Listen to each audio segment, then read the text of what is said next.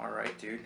Cool. So I'm just gonna have everything recording. You know, Yeah. I kind of want it to be like, you know, like you feel like there's no cameras around. Yeah. So, All right. um, yeah.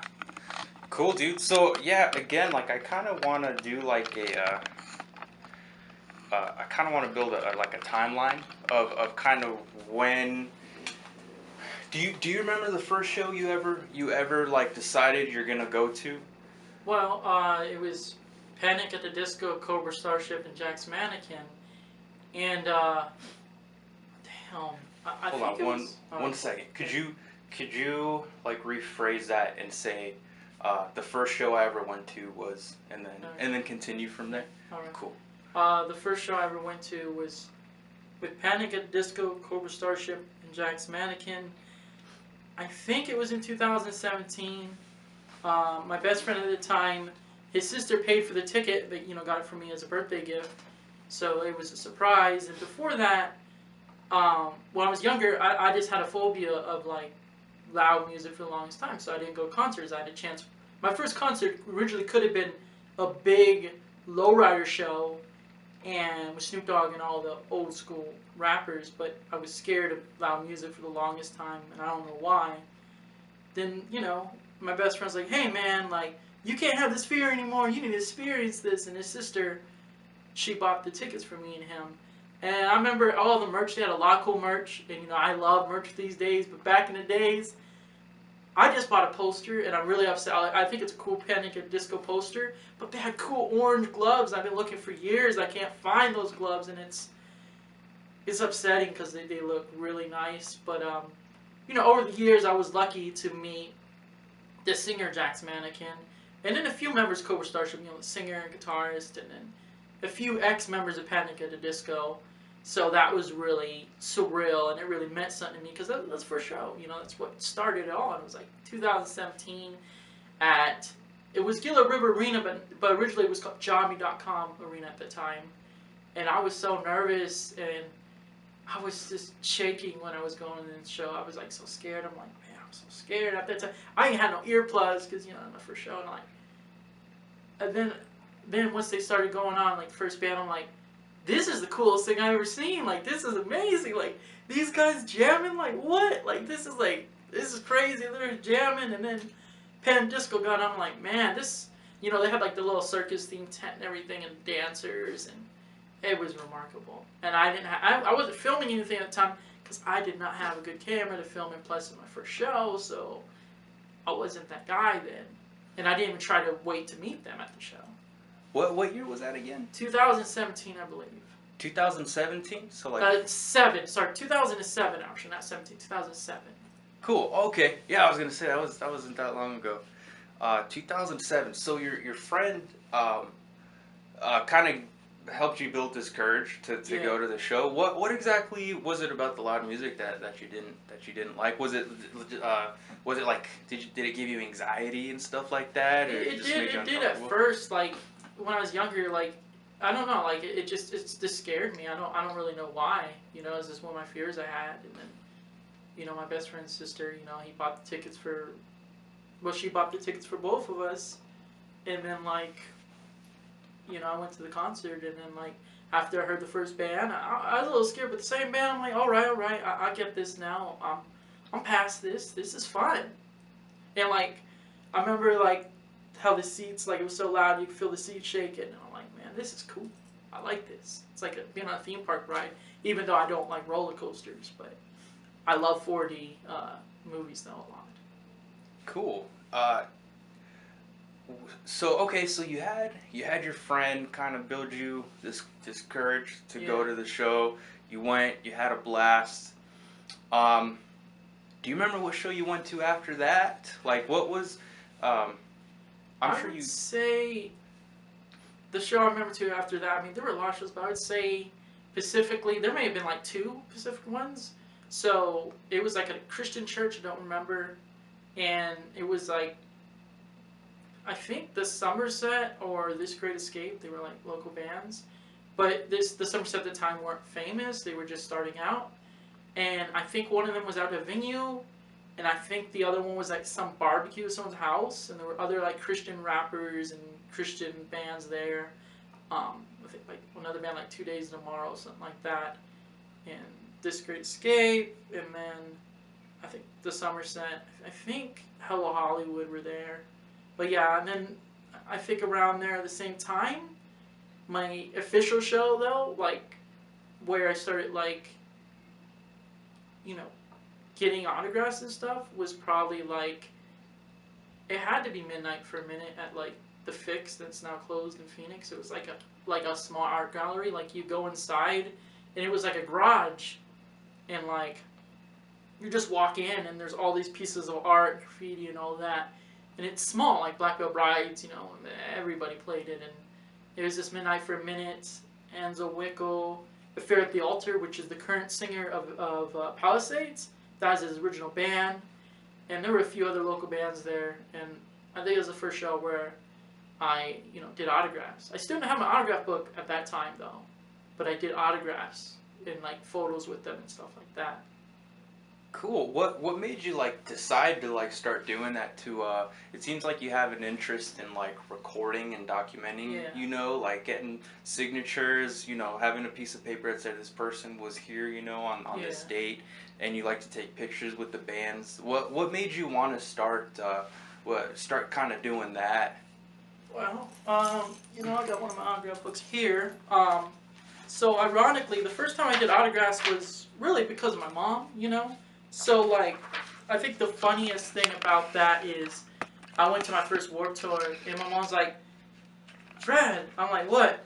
You ain't gonna have anything for their signatures. Like, you might not have money for merch. I'm like, oh, shoot, so what I'm gonna do? She's like, well, I'm gonna take you to, like, I think it was Borders or Barnes & Noble, one of those places, and she's like, well, you know, just buy this. I'm like, why? She's like, well, you know, have them, you know, so when they sign it, they can have something to sign, and they could put their bands, their old bands, you know, their set list, you know, their companies and stuff like that. And I'm like, okay. And, you know, she started for me, and I think that was around, I'm going to say maybe 2009 was my first Warped Tour, and that was, it used to be called Cricket Wireless Pavilion, now it's called Action Pavilion, and originally was Blockbuster Pavilion. But yeah, that's when I did my first autograph book, and I still have it because I have all my autograph books. Like, I don't throw these away, I don't sell these, I'm not trying to hawk these off of eBay. They mean a lot to me because I've seen some of these musicians blow up, and it's like, it's crazy, you know, it's very crazy, and then sometimes, you know, other people don't have this, so to me it's kind of like, it's like you have a piece of historical, like, artifact, and I love history, you know, in grade school, that's my favorite subject was history, and I really loved the whole pharaohs and the whole Roman Empire and all that. And then really what started with the interviews, that came later, I think maybe 2000, it's still around the same time, but it came at Clubhouse, and I was just kind of like, at first, I was just kind of like showing, hey, I met these musicians, I want document proof. So I would be like, I would, you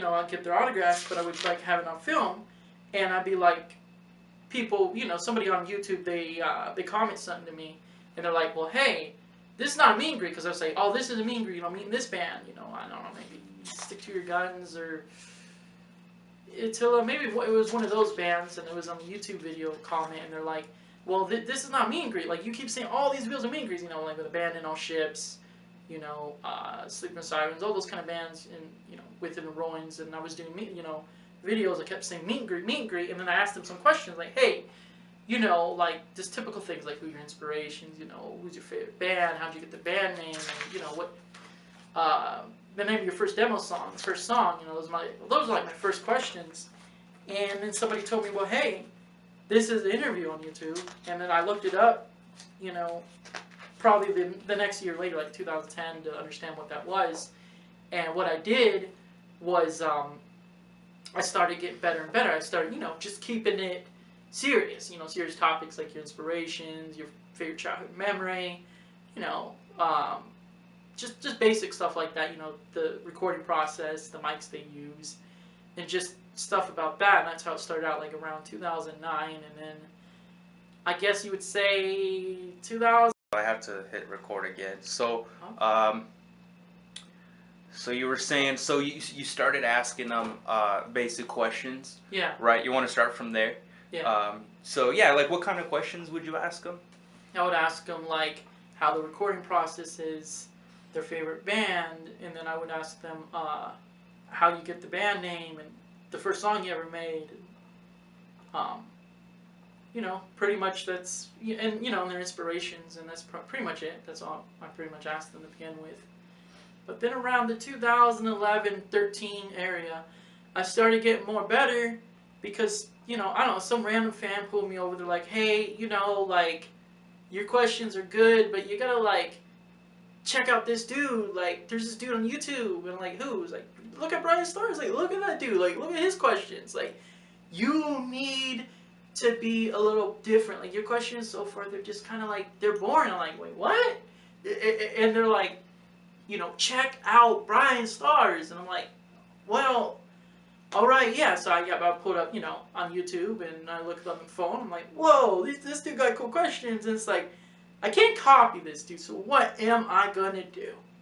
So then, you know, that's where it started. You know, then maybe, you know, I had like still a little trial there. You know, it was kind of not. It was kind of rough at first with the interviews. You know, because I didn't know how to do it. So I would kind of like try to do all the, you know, the regular questions, like, you know, the basic stuff, and then I would like maybe have two pop culture things, like, you know, maybe like, you know, superhero, and, you know, maybe their favorite movie, you know, stuff like that probably were like a few of the random first questions I had.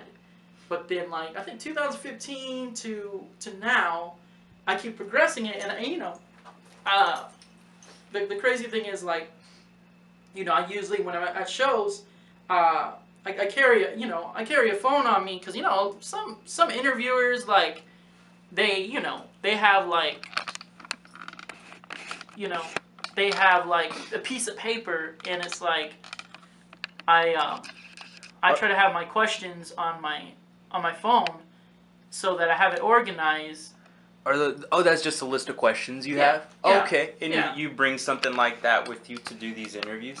Yeah, because, you know, I can't remember all my questions, you know, and the funny thing is this phone, like, you know, this is very old, you know, I don't really like make calls on this, you know. I just like, I bring it to me every show, and I have my questions on there, because I think it's better organized than just a million pieces of paper that would go flying everywhere, and I just have it here, and then, like, you know, I'll be like using, like, at first I started with the camera, but then, you know, I started using, you know, the cell phone I had at the time, and I would just be like, you know, this, and then I'd be asking, you know, questions, and I literally would, like, you know, look at them, and I'd be like, first, you know, before I started off, you know, I'd be having them, like, autograph something. So while they're autographing something, I'd be like, all right.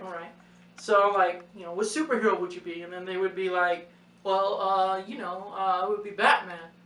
And then, you know, I would go on to the next one, and I'd be like, something like, you know, would you be a satellite, solar panel, or space station? And then, you know, they'd be like, well, you know, it's kind of hard to choose, but, you know, maybe a solar panel might be. And then they would be like, you know, I would go to, like, my next question, and I'd be like, I'd start, you know, getting more personal, like, hey, you know, what's your worst fear? And it'd be like, well, some would be, like, really honest, and some would be like, man, I don't want to talk about it. I don't want to be into one of the worst fears. And some people would be like, I'm not scared of nothing. Some people like, oh, spiders, claustrophobia, planes. But it's crazy, because there's this one UK band, I don't remember the name for the life of me, but it was at Market Theater, and they said they were scared of planes, but they had to take a plane to get to the show. So it was kind of crazy they were scared of planes, because they literally had to take a plane to get to the show.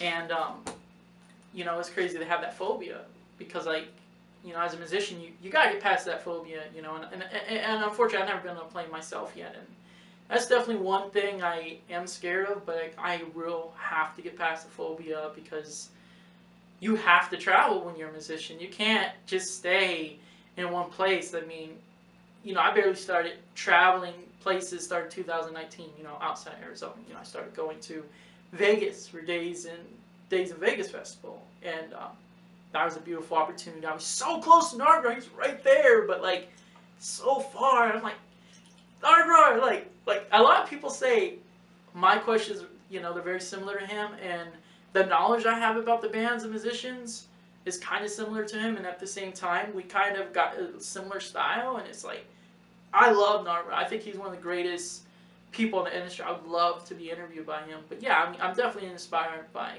Nargar and, you know, No Jumper, and they're both really, to me, respectable people at their craft. I love their craft, but they really start out with nothing, you know. But the crazy thing is, like Nargar, we're very similar, because even though he does get all the media passes, he still keeps it legit. Like, he is still backstage. He's not usually in the studio. He's actually out there in the shows. And that's what I do. I'm out there in the shows. I'm, you know, backstage sometimes. I'm waiting by the tour bus, or I just might be in a meet and greet line, you know, or pay for the meet and greet, you know, to do that. And, you know, that's how Nargar and me are very similar, you know. And sometimes it's nice to get 10 minutes out of them, but sometimes, you know, maybe you might only get 5 minutes, but you really got to be happy with what you get, because that's what really matters. And the way I see it is, like, doing this, it's not about the money to me. It's not about, you know, the clout. What it's about to me is, it's about, I do this because the stories that they tell me inspire me to be a better person, you know, to keep my life on track. And just like when I was younger, you know, I'm straight as I don't drink, you know, I don't smoke, you know, I mean, I do drink soda, you know, I do that, you know, I do admit that, but I don't really consider that a drug. But, you know, I read books in high school, and at the time, like, you know, I was just really into the books, and I would read these teen dramas, and like, man, these guys are struggling with drugs, and it's like, man, this is crazy. I don't want to go down this life, and it's like, I would just read those books, and that would keep me away from it. And then around that time was the first time I got into music, listening to music, and like, the first CD I got, it was like around Christmas time, and I had extra money left over because I bought all my family Christmas gifts. And this was around the same time. It was My Chemical Romance, my favorite band. It was I Bought You Bullets, You Bought Me Your Love. It was the first time I listened to CD from front to back. I'm like, I want to do this. I want to do music now, you know? And it's like, I don't just want to be an interviewer anymore. I want to start doing music. And when was that? When did you just gonna check something real quick. When did you decide to go from interviewing to doing music? Like, around what like year was that? I would say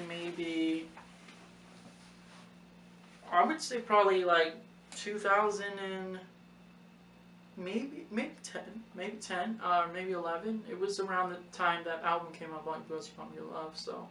So before that, you were just doing interviews and going yeah, to shows? I mean, they were kind of like trying here. I mean, I do release them on I got 2 YouTube channels. I got the XL and XL Part 2. And XL's is all my old stuff from, you know, 2008, you know, to 2000 and like, I don't know, 15. And then my current one is like, oldest ones is 2017 to now. But yeah, I mean, I started doing music around maybe like 2011. You know, I started rapping.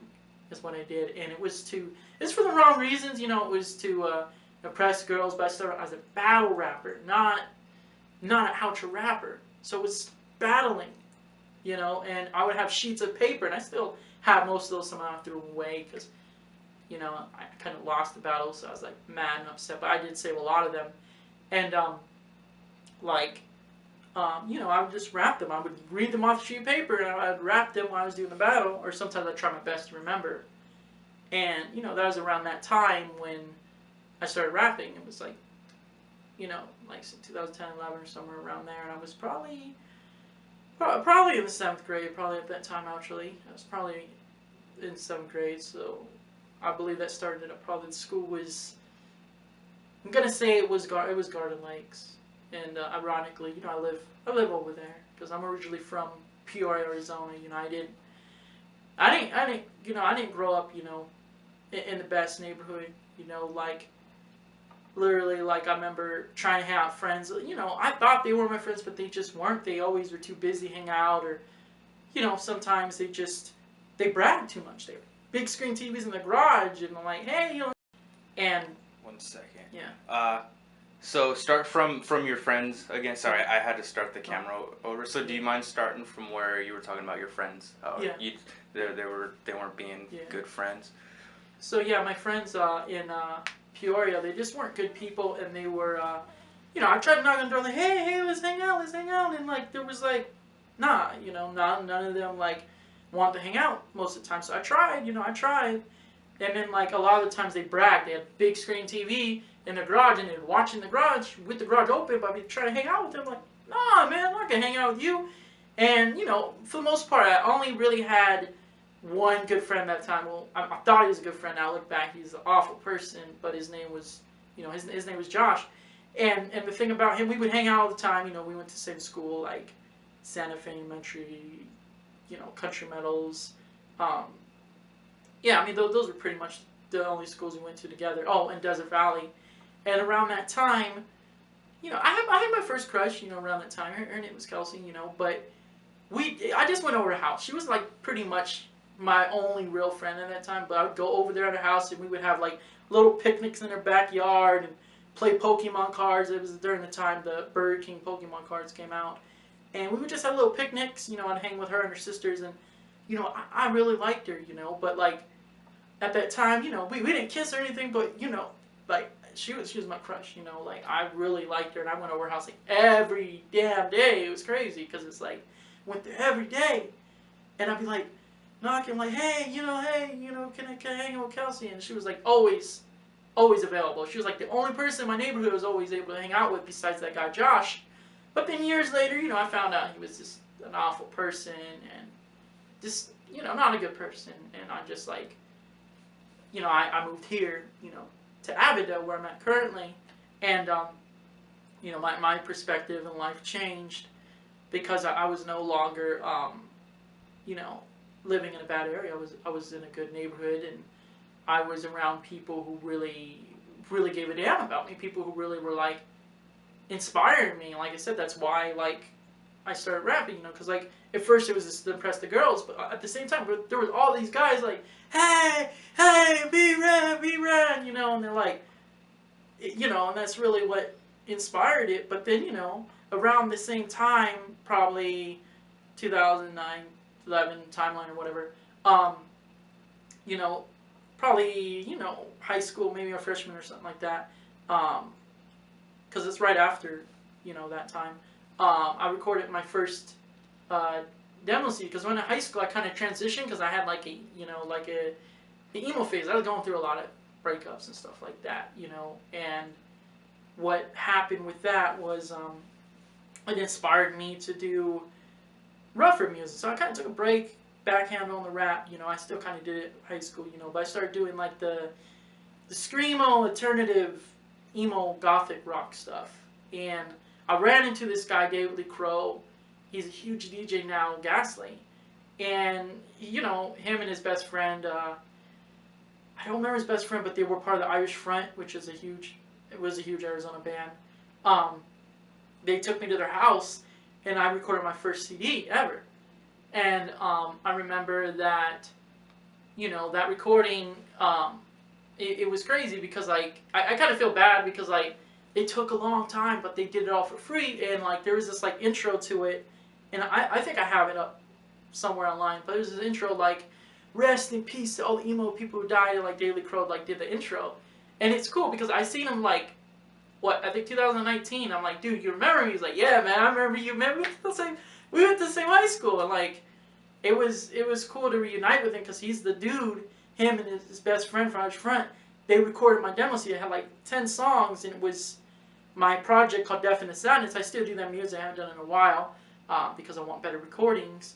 But they were doing, you know, the instrumentations to it, you know, like keyboard and the guitar, and I remember some of the songs, you know, there was like 1 or 2 rap songs on there, and all the others were screamo, and like, it really just like, really changed my perspective of music and how music works, and like, I got really popular around high school from it, and I would like go around And, you know, I'd get money from people because I'd rap to their lunch table, you know, and I'd like, hey, what's up, you know, you want me to rap? And then I did, and then they would just like start giving me money, you know, and like, it was cool. People would call me B-Rad, you know. At first that was my rap thing, was B-Rad. And, you know, now I think about it, that's not really, you know, it's not really a name you can take serious, because like the movie Malibu's Most Wanted, you know, he's a joke rapper, you know, and it's not good to be considered that. So I'm really happy the Death to Sadness EP and Gasoline, you know, David Lee Crow helped me make that.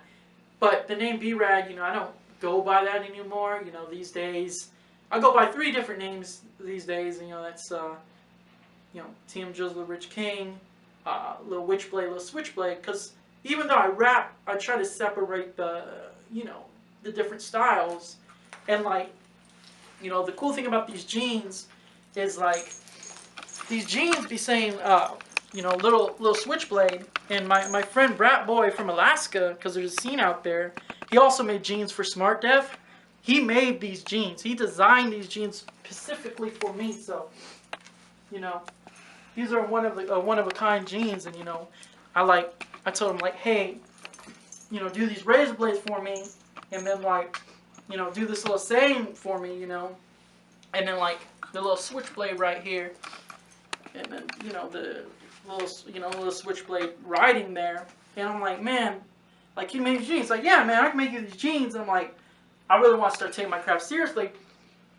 And, you know, he made me these jeans. I'm like, man, these are beautiful. And, you know, I don't remember how much they were, but when he made me these jeans, it just, like, people started taking me more seriously with the rap music, because it's like, you know, I go by 3 different names, but I really want to be taken seriously with all 3. And then, what really made me become a better rapper is specifically, you know, there's 2 different people, you know, and at first I would dress all swagger, you know what I mean? I'd be dressed all swagger all the time, and then around Lil Peep came out, what, 2017, I believe, and then I started not only becoming a better lyricist, but opening up to who I am. I didn't have any style to begin with, you know, like, during that whole time frame, like, 2009 all the way to like 2016, I had no style. Then 2017, Peep came on the scene, Lil Peep. I saw Peep Show tour. I had colored hair, sure, but it wasn't like all rainbow, all crazy. It was like maybe 2 or so colors. And people kept saying, you know, like, dude, what? You trying to look like Lil Peep? I'm like, nah, man, I've been doing this way before he did it. It's true, I did colored hair way before he did it. But Lil Peep was, you know, inspired by Kurt Cobain, you know, because Kurt Cobain had the hairstyle first, you know. But I saw him on stage, and I'm like, damn, this dude is the best rapper I've ever seen. Like, at first, when I was younger, Eminem was my favorite rapper, but then I saw Lil Peep, I'm like, this dude's this emo gothic dude, like, you know, and he's got the cool gothic girlfriend, he's got the whole cool crew, and like, I remember the song that made me love his music, and also, you know, me respect myself to get to where I'm dressing like now, was the Witchblade song, you know, and I'm like, man, that song's amazing, and Lil Tracy wasn't even there, but I'm like, man, that dude Lil Tracy's cool, you know, shout out Lil Tracy, and that's, you know, that's what this hoodie is, you know, it's a Lil Tracy hoodie, and I got to meet him like 2 or 3 times. He's a really humble dude, really great person, but anyways, though, I saw him on there, and I saw he wasn't scared to be who he was. You know, he had makeup on, he had colored hair, he was dressed different, and I'm like, that dude's a lot like me. So then I went home, I'm like, man, I'm going to be myself. I'm going to start wearing these jeans, I'm going to start wearing all this crazy stuff, because it's like, this has always been me. I just never expressed it because people would make fun of me in grade school. Like, I had some cool high-top shoes, and people like, oh, man, dude, you look like a girl, man. Why are you doing that? Like, you know, they would just call me names and stuff like that. And then I saw Lil Peep, it's like, man, I don't really care anymore. I'm just going to start being me and embracing me, and whether people like it or not, you know, it's like, I ain't going to let it get to me. Because, you know, because sometimes, you know, some people won't take you serious the way you look, but I do want to be taken seriously. But at the same time, I want people to know that I'm real. You know, there's nothing fake about me. You know, like, all the interviews I've done, I haven't even paid, you know, to do those. It wasn't like where ahead of time I talked to them and it was all like scripted. None of my interviews were ever scripted. And you know, there was just none of that. And it was always legit, because I'm always about being real and about being humble. And that's what it's all about. And that's why, you know, people like Lil Peep and Lil Tracy inspire me, because, you know, they're really, you know, all the documentaries I watched, he was a humble person. But yeah, he inspired me to start opening up to myself more. And then, you know, I started doing all these crazy, you know, rainbow hair colors, you know. And it was because in high school, people, like, they recognized me, but I just had plain black hair, so they didn't, like, see me. You know, when you're in a crowd, you wouldn't remember me. Because, like, everyone has black hair, so they wouldn't remember me. And now I go to shows, everybody will remember me, like, dude, there's that guy, I don't know his name, I don't know who he is, but he's interviewing, he's doing autographs, I don't know what his deal is. And it's like, I want people to know the reason I do it. I'm not trying to make a profit, I'm not trying to make money, I'm not even trying to gain followers or fans. I'm doing it because I want people to know these musicians, these celebrities have a humble side to them. I want to show a side that people never see.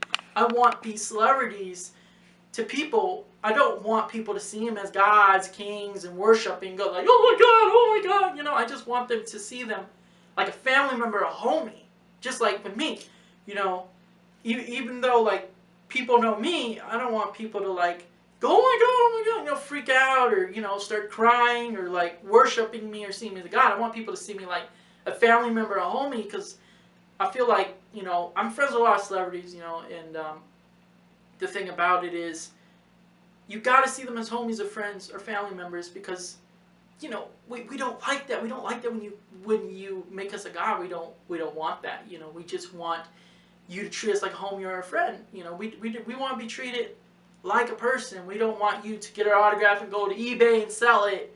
We want you to respect us as people. And that's what I do. I respect these musicians. I'm not a fanboy. This is not fanning.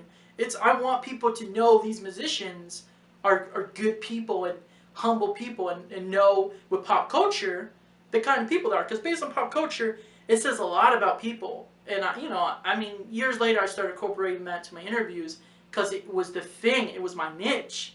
You know, it was my weird questions, and it would just kind of determine, you know, pretty much who is into pop culture. Just pretty much determine, like, things that no one knew. You know, like, would you be a Muppet, Alvin Chipmunk character, a real monster character? You know, and then, like, stuff like, would you be Godzilla or King Kong? You know, like, supervillain. Would you be Sabrina the Teenage Witch, Harry Potter, Doctor Who character?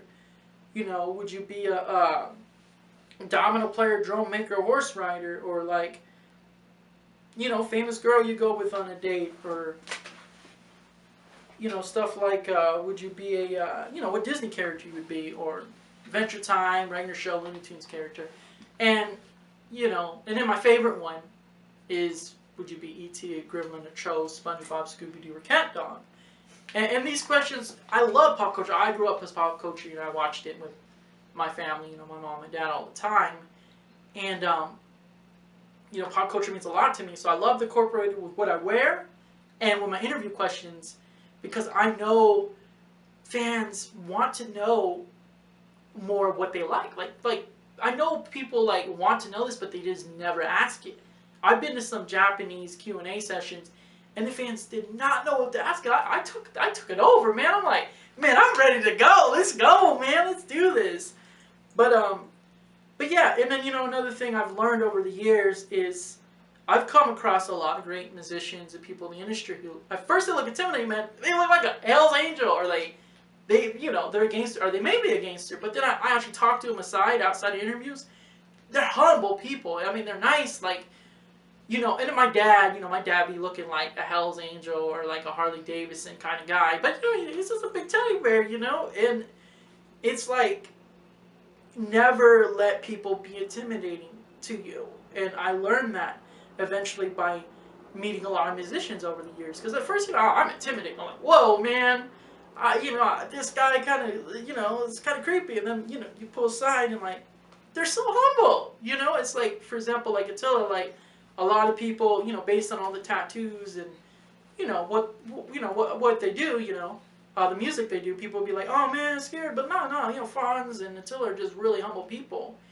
But when it comes down to it, where I actually started getting more recognition with my my YouTube videos, you know, filming sets and doing interviews, was them.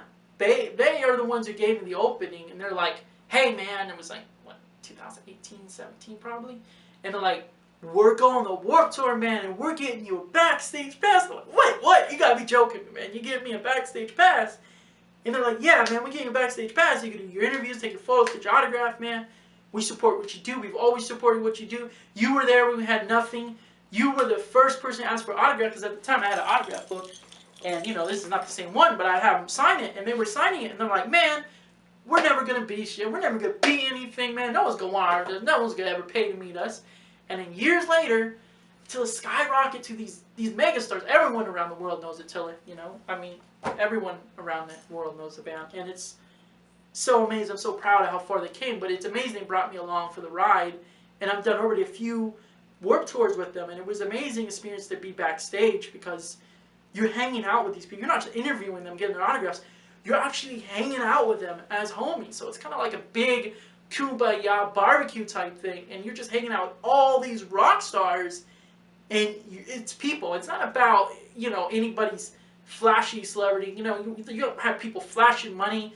You don't have people always doing drugs. You're not even, it's not even about that. Like, a lot of people think, oh, well, they're just doing drugs and, you know, just getting with the girls. And that's not how it is. We literally just be bonding and just talking and hanging out. Maybe even talking about some sports, or even talking about some other bands we like. And I want other people to know that, like, a lot of people think the whole celebrity lifestyle is just about partying and the girls and the money, but we love pop culture. You know, we love pop culture. And, you know, I mean, celebrity, to me, that word, it's like, it shouldn't be a word. We should just be homies, the family, the friends, you know, people who inspire.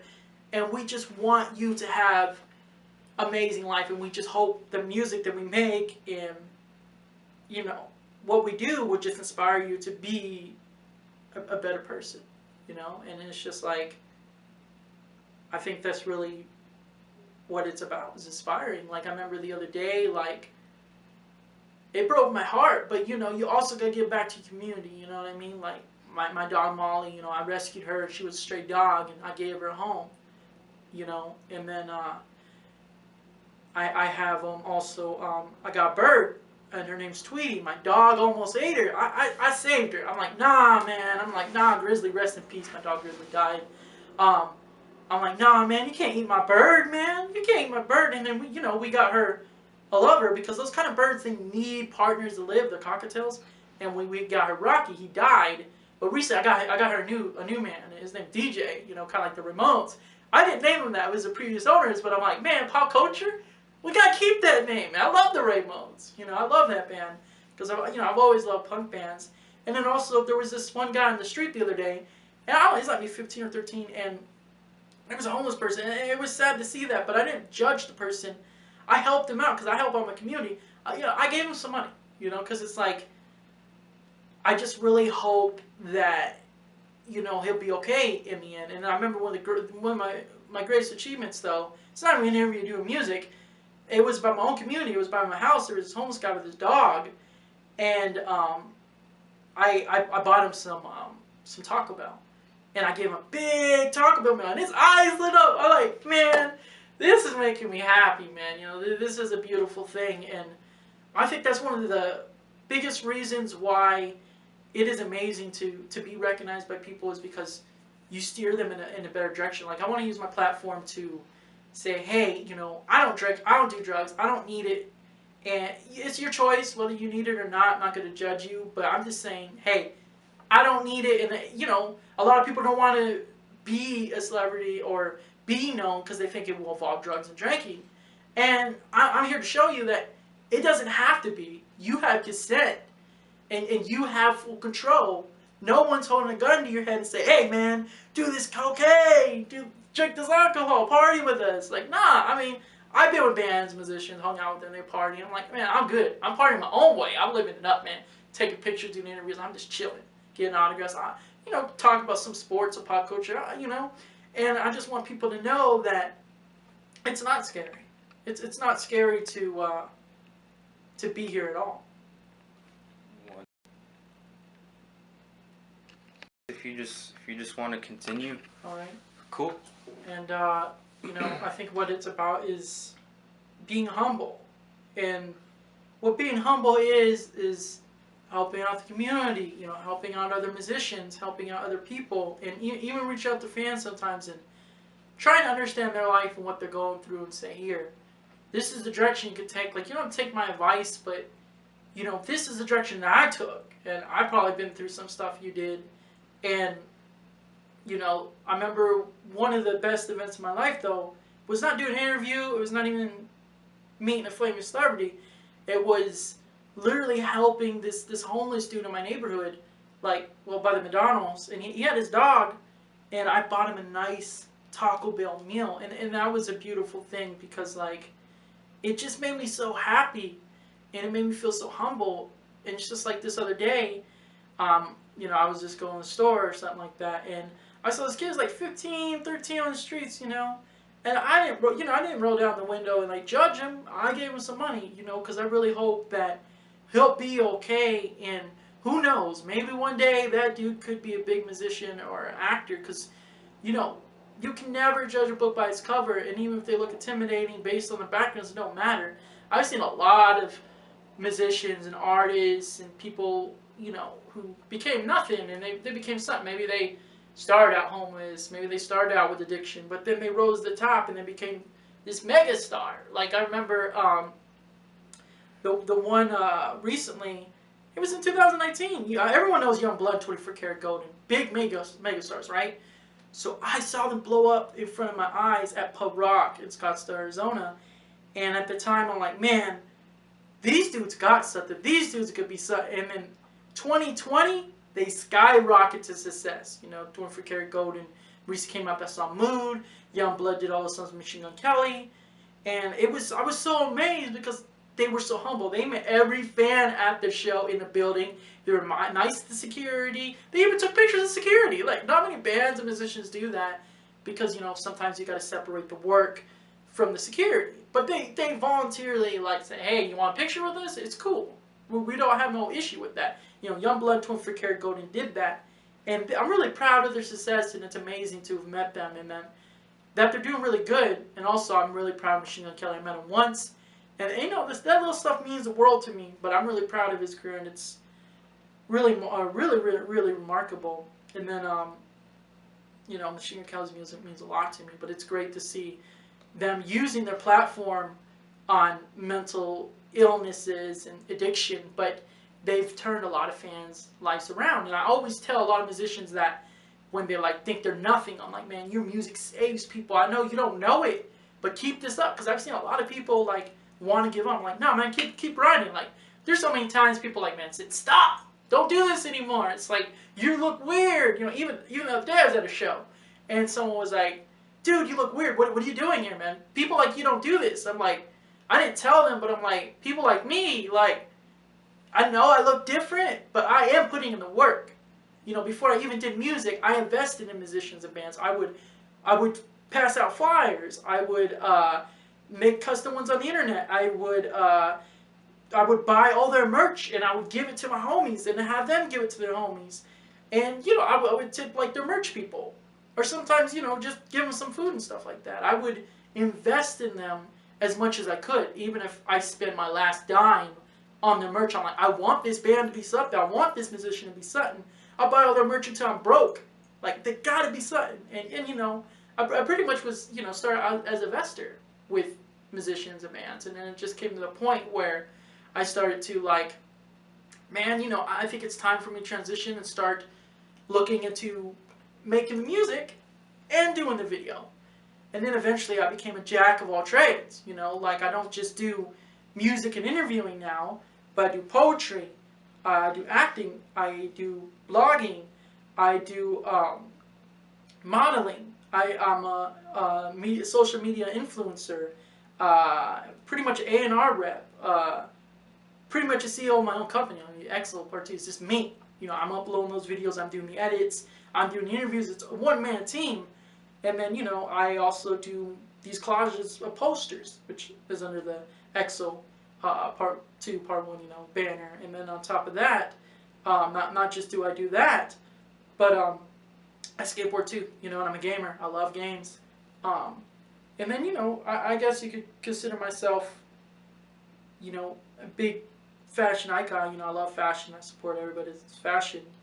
And then, you know, other things that I do is like, um, I encourage other people, you know, other fans, and I reach out to people who are down on their luck and like, hey, you know, what do you want to be in life? You know, you can be it. It doesn't matter how much money you got in your pocket. It don't matter if you don't have any money.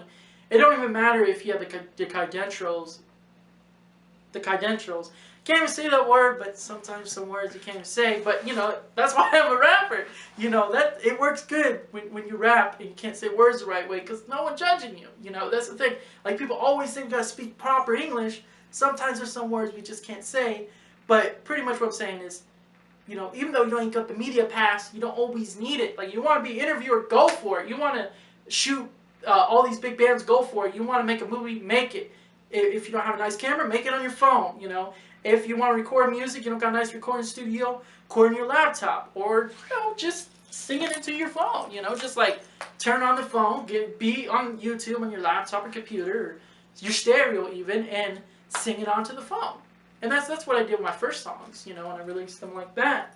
But really, anybody could be what they want to be. They gotta push themselves to it because the thing is, once you start doing this, you're not done. Even if you're Sky, Megastar, like, you know, Motley Crue, Guns N' Roses, you know, legends like that, you are not done doing this. This is a life thing. Like, once you do this, there's no turn back. You can't just, like, turn off it all and say, I'm done with this.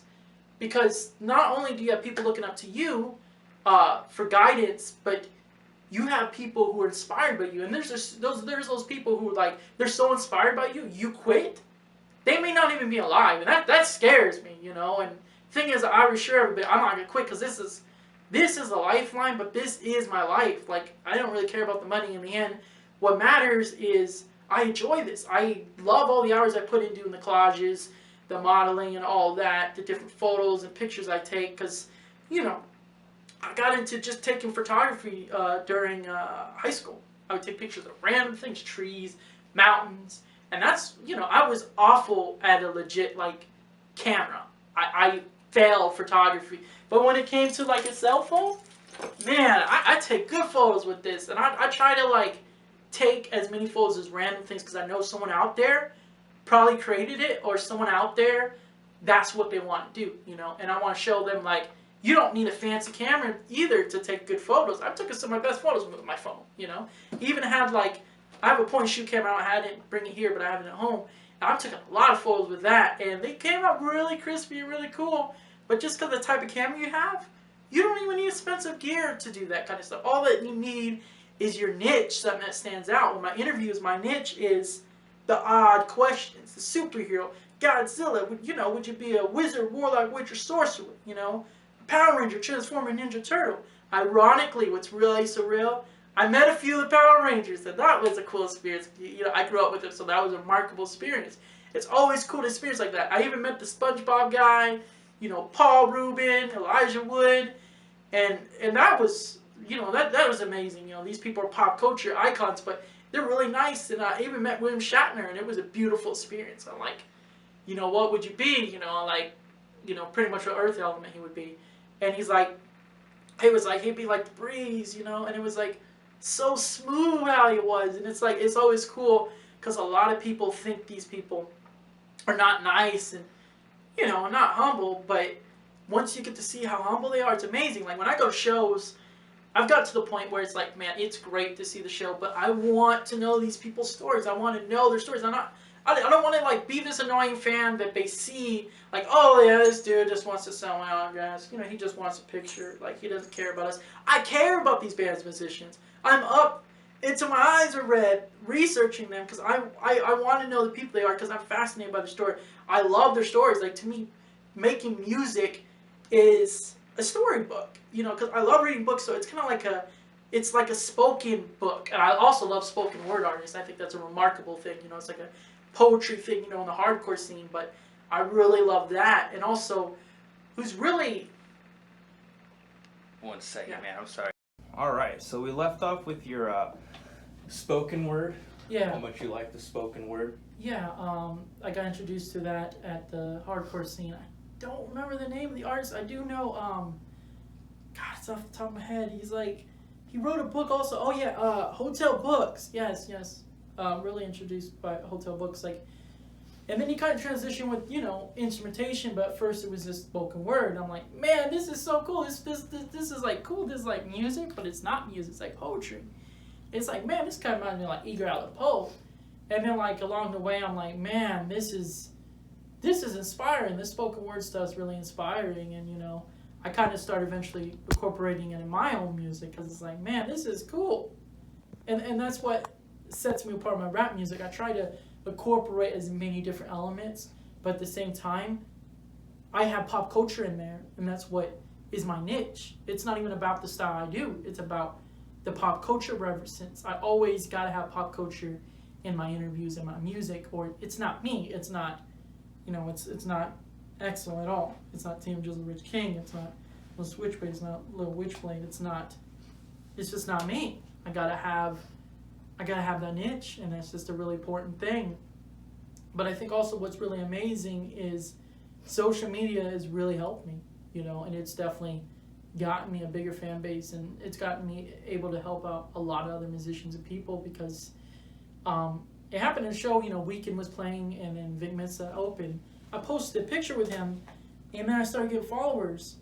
And, some people would they wouldn't be humble about that. They started getting followers, they would brag, and they would be like, hey, I'm better than you. And I'm not better than anybody, I may be Catholic and I'm not an extremist, believe what you want to believe, but, this kept me away from drugs and, this, it saved me, God saved me.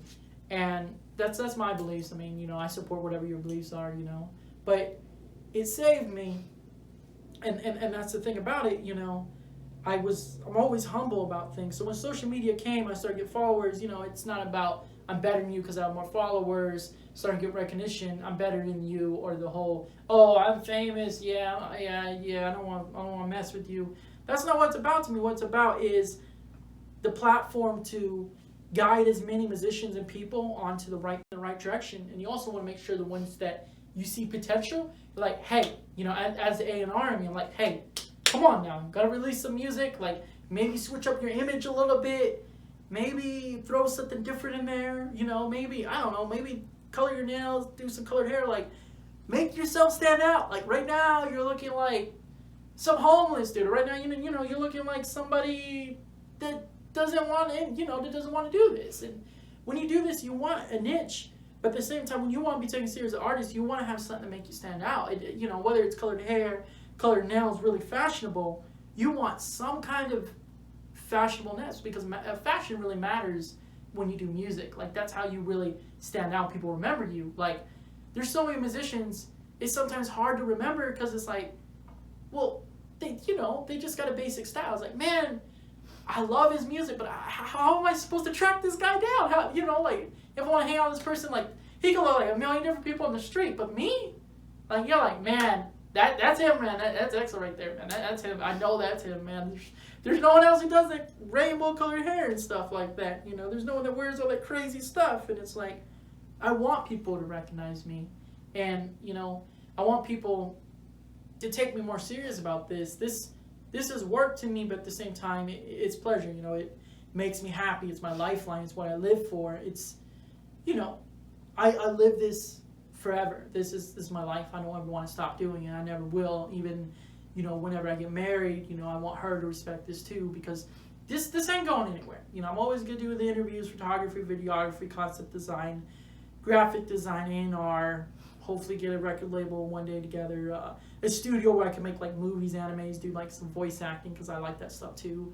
Some poetry, some author publication stuff, and make CDs and vinyls and merch company and all that, and then just modeling agency. I want to have a big mega company, but the wife I have one day, I definitely would want her to be supportive of that, and I want everybody to know that I'm not doing this as a fan. I'm doing this because I support what these musicians do, and I support their dreams, and I've always supported. I've seen a lot of bands and musicians blow up, and I never got to meet them. You know, like,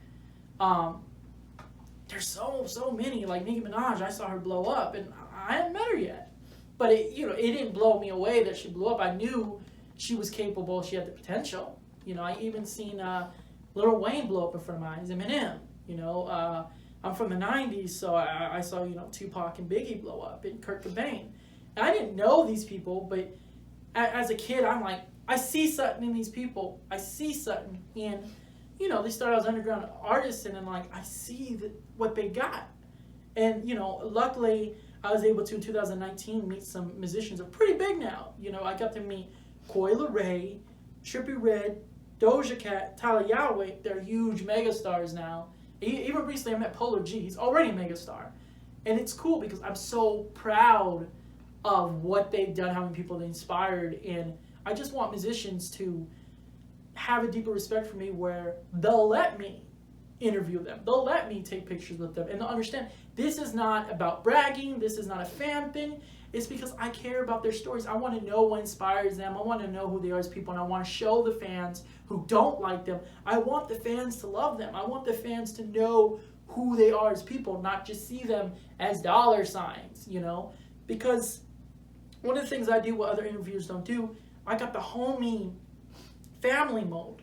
And what that means is anyone I interview, it's a homie family vibe. It's not like, man, let's just do this. This is all business. Let's get the script to write all this out. No, it's not scripted. It's all randomness. I want full, real reaction, and that's what it's about. But I'm proud of all the artists I see in concert. I support what they do, and I'm not out there standing there be a crazy fan. That's not what it's about. It's because I'm doing work, and I want the fans to respect them more as people. Because I read the comments on YouTube, and I see what they say about them, and then I meet them in person.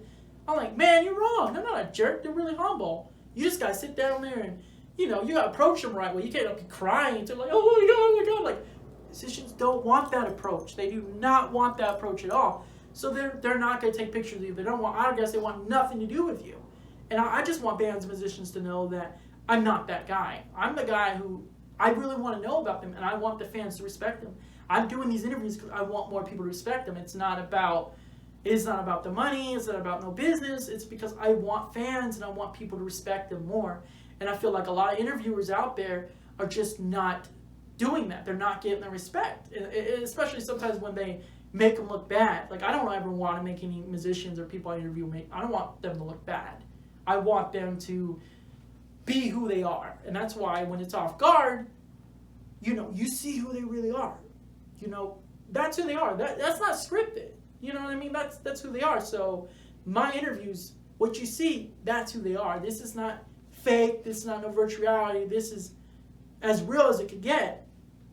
And then also, back to the social media thing, it's the best thing if you want to do any kind of art, because it's for all artists, for a platform. It's the best way to build your base.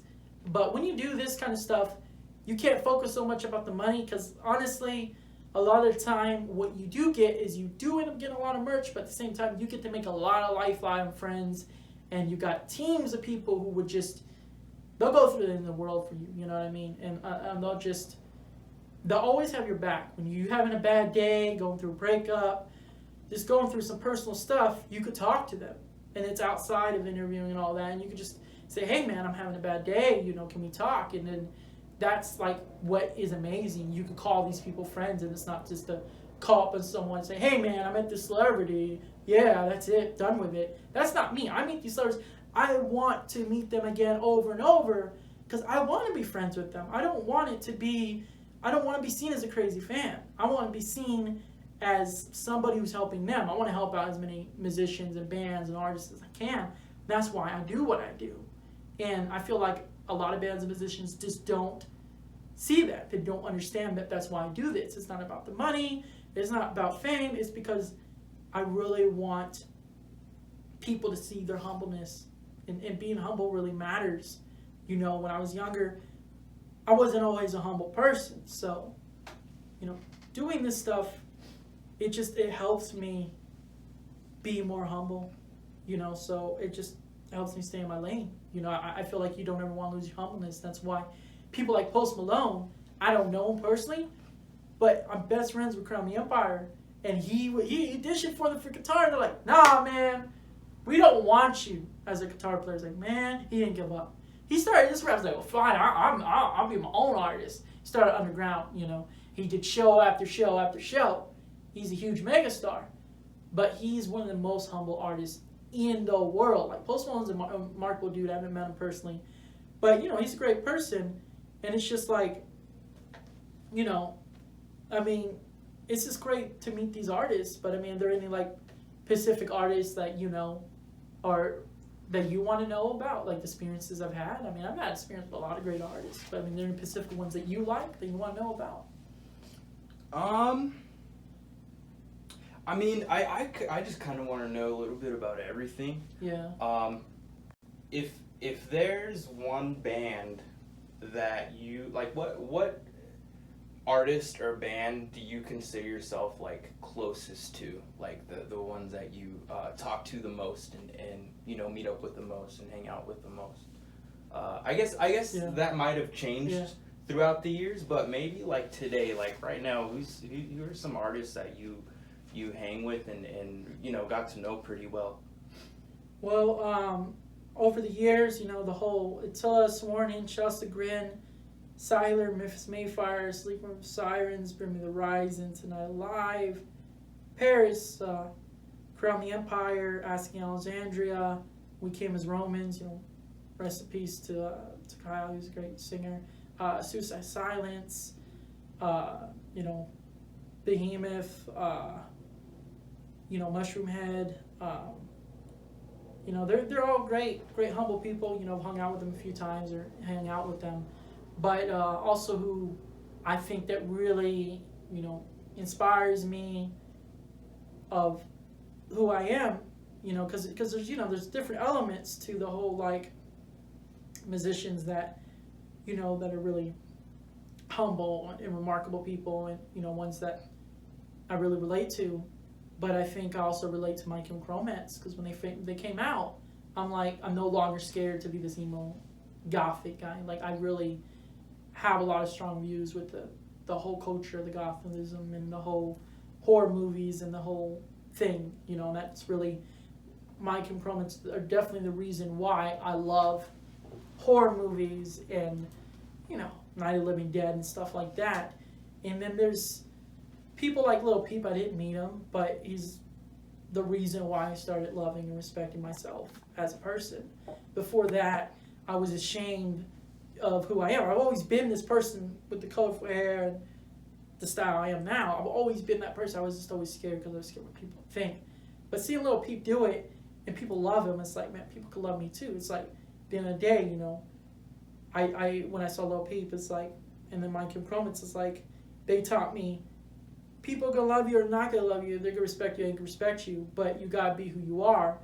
And it was just amazing. But you know, also over the years, you know, other musicians I met, maybe once or a few times, or that really caught me off guard at how nice they were, was like Aaron Carter. And Aaron Carter, I grew up to that kid. I used to skateboard and ride BMX bikes, and I was always listening to his music, and it was really remarkable meeting Aaron Carter. Such a really humble dude. And then it was only for a few minutes, but I got the name, you know, Coi Leray, you know, Doja Cat, and Tali Yahweh, and that was really remarkable. I mean, they were really amazing people. And then NASCAR Loy, remarkable dude. I'm 100% proud of him. And like the whole team, the whole Bad Religion team, I met everyone but the singer. But they're really, really, really nice people. And then like, you know, there's people like Mikey Rotten I met him recently. Such a humble dude, so humble. And then like, you know, there's the Power Rangers I met, you know, Jason Phonic, Austin St. John, Walter, Catherine Sutherland, was her Nikia or something like that? I think that's her name. Yeah, and then Chavo Guerrero. Yeah, and then Chavo Guerrero, the wrestler. Just such nice people. And you know, you cut off guard when you meet them, but it's amazing. But also I got to meet the Loonies, 2 of them out of 1, and they were so amazed at my interviews, and they were just like, wow, dude, this is like the coolest interview I ever had. And you know, it makes my day when people say, this is the coolest interview I've ever had. I remember one time I interviewed Oceana out of the blue. The singer was having a bad day. He's like, bro, you made my day with that interview. And I remember one of my favorite interviews I did recently was NASCAR Lloyd. And he was so happy. He was so happy. He's like, man, this is having the time of his life. We just kept going and going and going and going. And then, Issues, I go way back with Issues, best friends with them too. And the interview lasted so long. I had to cut it off because it's like, man, I got to go support the other bands, And they kept on, going on and on. And then even bands like May, they start telling me what they think about life and their life story. And they just started telling me how they feel about what life really is.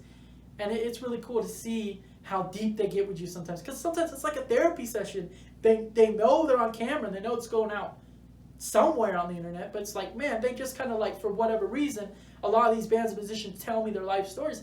And sometimes it's like, my God, man, like some of the stuff you're telling me, it's deep, bro. Like, you need a therapist. It's amazing they're trusting me with this. And it's just really, it feels good. It really, it feels good to hear their stories and that I'm able to be a service to them. But also, I love the local scene too, especially the hardcore scene, the straight edge scene, and the rap scene since 2009's come up, and who really is one of my favorite artists. It's still my favorite local rap songs, Beverett Clark with Emo Fruits, Pink Sig, Caden Gray, and the song is, damn, what is the name of that song? Shoot, let me see here. But yeah, I mean, he's a great artist, and that's when I started really liking the rap scene in Arizona was because of those guys. And I'm still good friends with, Beverett Clark and all of them. Man, that song's that bitch. It also has Hotel Room in it. And that's my favorite local rap song because it's like, man, this has got that vibe of Kid Laroi, And it's like, he was an artist, he did song for a while, Beverett Clark, but eventually, he's doing other things now, and it does break my heart. I wish he would do music because he's my favorite local artist. But Pink Sig, Caden Gray, Hotel Room, and Emo Fruits are still around. And they're nothing but humble, and Splash Fiago, Big Baby Gucci. Recently I met this big rapper who's starting to blow up. He's called Debo Lottie Maserati. Dude is so humble. And then, then there's Doom Division, and they're the big rap group. They're like the Suicide Boys, the GBC, the Drain Gang. Shout out to Blady. I support him. I love. That's another reason why I experiment with my rap music with the auto-tune is because of Blady. Also shout out to Dog and Carol's Daughter, really great artists. And then Skitzel. He's nothing but a great artist. He's a great person. He's helped me out along the way, and just by spreading good things about me. And also Cosmic Clicks. They're kind of like the internet money of Arizona. They got so many members, but they're all such humble people. And then there's the Bankai Boys, which is Little Grim Killin and Skull Kid. And they're just great. Skull Kid started out in a band, he started out in an older band, but he transitioned to a rapper. It's just amazing because he remembered me from his old band. And it's just great to see the switch up, and it's always an amazing thing. And then, also recently I met Polo G, Score, and T-Baby. And the crazy thing is, T-Baby and Polo G are brothers. And his mom, Polo G's mom, is the manager. She's the reason why he's that big megastar. And I can't help but respect that his mom's helping him out. Because sometimes some people don't have that support from family, and it's important you have that support.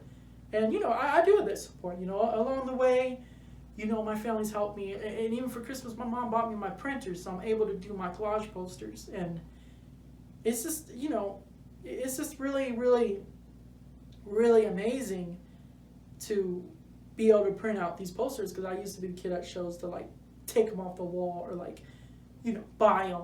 And now I can just print one myself, and no one else in the world will have it. And even bands, musicians like that, man, this is the coolest thing they ever did. I even saw this one rapper girl, it's like Mercy, it's Mirsy, it was in California when I saw Wicca Phase, Doves, Fish Snark, Yawns, and the singer it's John, he used to be in Balance Composure, and they were doing a show there.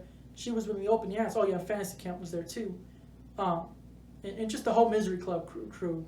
But it was cool because she cried. She was so happy seeing that. She's like, this is the nicest thing that anyone ever done for me. this is so cool. And they would like take pictures of their phone, do videos like, man, look at this poster, this is so cool. And like, it's always been that way when they see the posters. They've never like not got offended, even though like some people get mad about copyright or whatever. But I add my extra little images to it, like whether it's a different coloring or like put different things in the background. So it's no longer copyright anymore. It's a new original image, and it's my niche for my art. And it's amazing to bring joy even when I show them those amazing photos. And then, you know, my first big festival was in 2019. It was the Days of Dead festival. It was kind of like a Coachella, pretty much. It was huge. I wasn't prepared for it. I was running over the place doing interviews, taking photos, getting autographs, running from stage to stage. And it would just been so much better if I would have been backstage. But I saw Nardwar, and that was so amazing, that moment. I didn't get a picture with him or even a video, but it's like, it was amazing to be that close to him because he really inspires me. He's always gifting all these musicians, but he always knows all this stuff about them. And I'm a lot like him. I know a lot of knowledge about musicians before they even did. Like, one of the guys from the Loonies, I randomly put a car on there, on the poster, because like it was a Fast and Furious car. I'm like, well, you know, I know they like cars. And he's like, yeah, I like Fast and Furious. I didn't even know he liked Fast and Furious, so it was an accident they even had that on the poster. But some kind of how, I kind of knew he liked that, Fast and Furious. I didn't really know, but I kind of like had an idea that he did. And then like, you know, shout out to all the people who are really blowing up right now. You know, Polo G, Lil TJ, you know, Lil Durk, you know, Little Keed. I'm really proud of them, and I would love to hear their stories. And it always makes me happy to see artists blow up. I'm never, you know, jealous or mad, you know, because they deserve it and they put in the grind. Just like, you know, No Jumper and Nardwar, they started out from nothing to blossoming to who they are. And you know, I mean, that's usually what I'm always doing. I'm always uploading YouTube videos and planning the next move and next show I'm going to, and, you know, trying to get money to go to. Because sometimes, you know, doing this, money does start to become an issue. I'm not going to lie to it, you know. But you got to do as much as you can, though. But sometimes you may not be able to take an Uber, so it's okay to take a bus to get to these places. You got to do what you got to do sometimes to be at specific places. Even if sometimes you got to spend a lot of money in an Uber to get a amazing interview that will really get you more views and more recognition, sometimes you might have to pay the money to do it. But sometimes I can't, you know. So I do it when I can. And there's shows that I had to go to where I was not able to Uber to. You know, I maybe had to walk to it, or maybe I had to literally take a bus. But just because you take a bus, you're not a low person. Everybody thinks because if you take a bus or Uber, you're not, you know, wealthy, or you're not, you know, a good person. You're a bad person. But it doesn't matter. Any type of person could be on the bus. You know, it doesn't matter. Even if people have a broken phone, it doesn't mean that they're not a humble person. You know, it just means that they got a broken phone. I mean, there's tons of musicians I met, and they would rather have a broken phone than a new one because they're investing into their craft more. I remember one time Lil Raven told me and inspired me to only do this. This is my only income, is what I'm doing. I don't have a day job. I don't work at Walmart, Fry's, because it's not what I want to do. This is my work, whether I make money from it or not. But Lil Raven told me, like, when you're a rapper, when you do this, you're only considered taken seriously if this is all you do. Like, you can't be calling yourself a rapper or an artist in this industry if this ain't all you do. Like, if you have a job on the side, like Walmart or Sam's Club or restaurant, then, you know, you're not really for the craft. And it made me think, it's like, man, this is my life. This is serious. This is work. I'm going to make people respect me, but in a humble way. I'm not going to cuss them out, get mad at them. I mean, over the years, you know, there's some people who we had to burn bridges down because they weren't humble. I'm not going to mention names because I'm not that kind of person, but there were times when I found out people I looked up to weren't humble. And it broke my heart because not only were the musicians not humble, but their crew was not humble. Their crew was mean to me, and that sinks down the ship. I've seen a lot of bands and musicians fall to pieces because their management sunk them down. So anytime you want to be a great interviewer, YouTuber, TikToker, whatever kind of art you want to do, you have to have a good team. Or if it's just you got to be humble. You can't have the complex, the God complex of like, I'm better than you I get all the girls than you, I got more money than you. But no one cares. You're in a room full of tons of celebrities. It doesn't matter who has more money. What matters is who the most humbleness, because that's the one who will be better with business, because more people will work with you humble. People aren't going to work with someone who ain't nice. You know what I mean? Sometimes there's some people who are humble, but you just can't see it because they're all business. Like Young Thug. People don't think he's humble, but I know he's humble. I met him once, but he's always doing business. So sometimes some people, they take it wrong. They see business when people are really busy as not being humble. But, they are humble. But there's a difference between people being really busy with doing their business and people not being humble. But I'm always being humble, and, I never lie about what I believe and what I support, because I'm strong about that. I'm strong about letting people know that God has saved my life. He's gotten me to this point, and I would be nothing without him, in that he's kept me away from addiction. I've had friends I had to let go, and they fall into that route, and I only pray, they find their way and everything goes good, but I'm not judging. I'm not saying they're bad people. We've all been sinners. We've all been down that dark path, and we could become better people, but it's up to us. I'm not gonna tell people what they can and can't do. I have friends with a lot of musicians, and they do a lot of drugs and a lot of different things, but I'm not gonna tell them to stop and say, hey, you're not a good person. My books are good people. Like Attila, a lot of people say a lot of bad things, but they're really humble people, and I know people probably don't like them because of the whole drug aspect, but it's like, you gotta look past that. You can't be so close-minded in this industry, because you're not gonna make it. You just can't be close-minded, and you gotta be open, because some of the best people I met in the industry have been really heavy on addictions, and they're good people. They're just on addictions. I'm not going to judge their addictions. I'm not going to sit there and say they're bad people. There's some nice people that I've ever met. Whether they want to change themselves, that's up to them. But the ones who have, I'm really happy for like most of GBC, they had addictions, but they Got Boy Click, which is a little Peeps group, they got help. They got rehab themselves. I'm proud of them. Like Mac Ned, I heard Lil Tracy did. Just a lot of the members, multiple members of Got Boy Click did, and I'm really proud that they decided that they needed help, and they got themselves help, and they're really remarkable people. They're better people than they ever were before. And also, I just really want to say a shout out to Lil Aaron, Lil Lotus, and Shimigami and Smart Def, because they also inspire me with my experimentation with music. But Smart Def, I feel like he's a lot like me. We're a lot random. We do the colored nails and stuff like that. And then Lil Aaron, my friend, my tour manager, it's not my tour manager, but Attila's tour manager, Billy, he's like, hey, dude, you gotta check out Lil Aaron. And I'm like, man, he kept showing me. I kept seeing the Hot Topic song, and I saw this dude with his eyeshadow, and then I met him. Like, he's such a humble dude. Like, Lil Aaron is amazing, and I'm proud of everything Lil Aaron's achieved, and the whole boyfriend crew. The whole, Lil Lotus and Smart Def, and it's great. I met Smart Def a few times, and Coops, he's he does his own Nathan Copes. He does his own clothing line, and he's a photographer.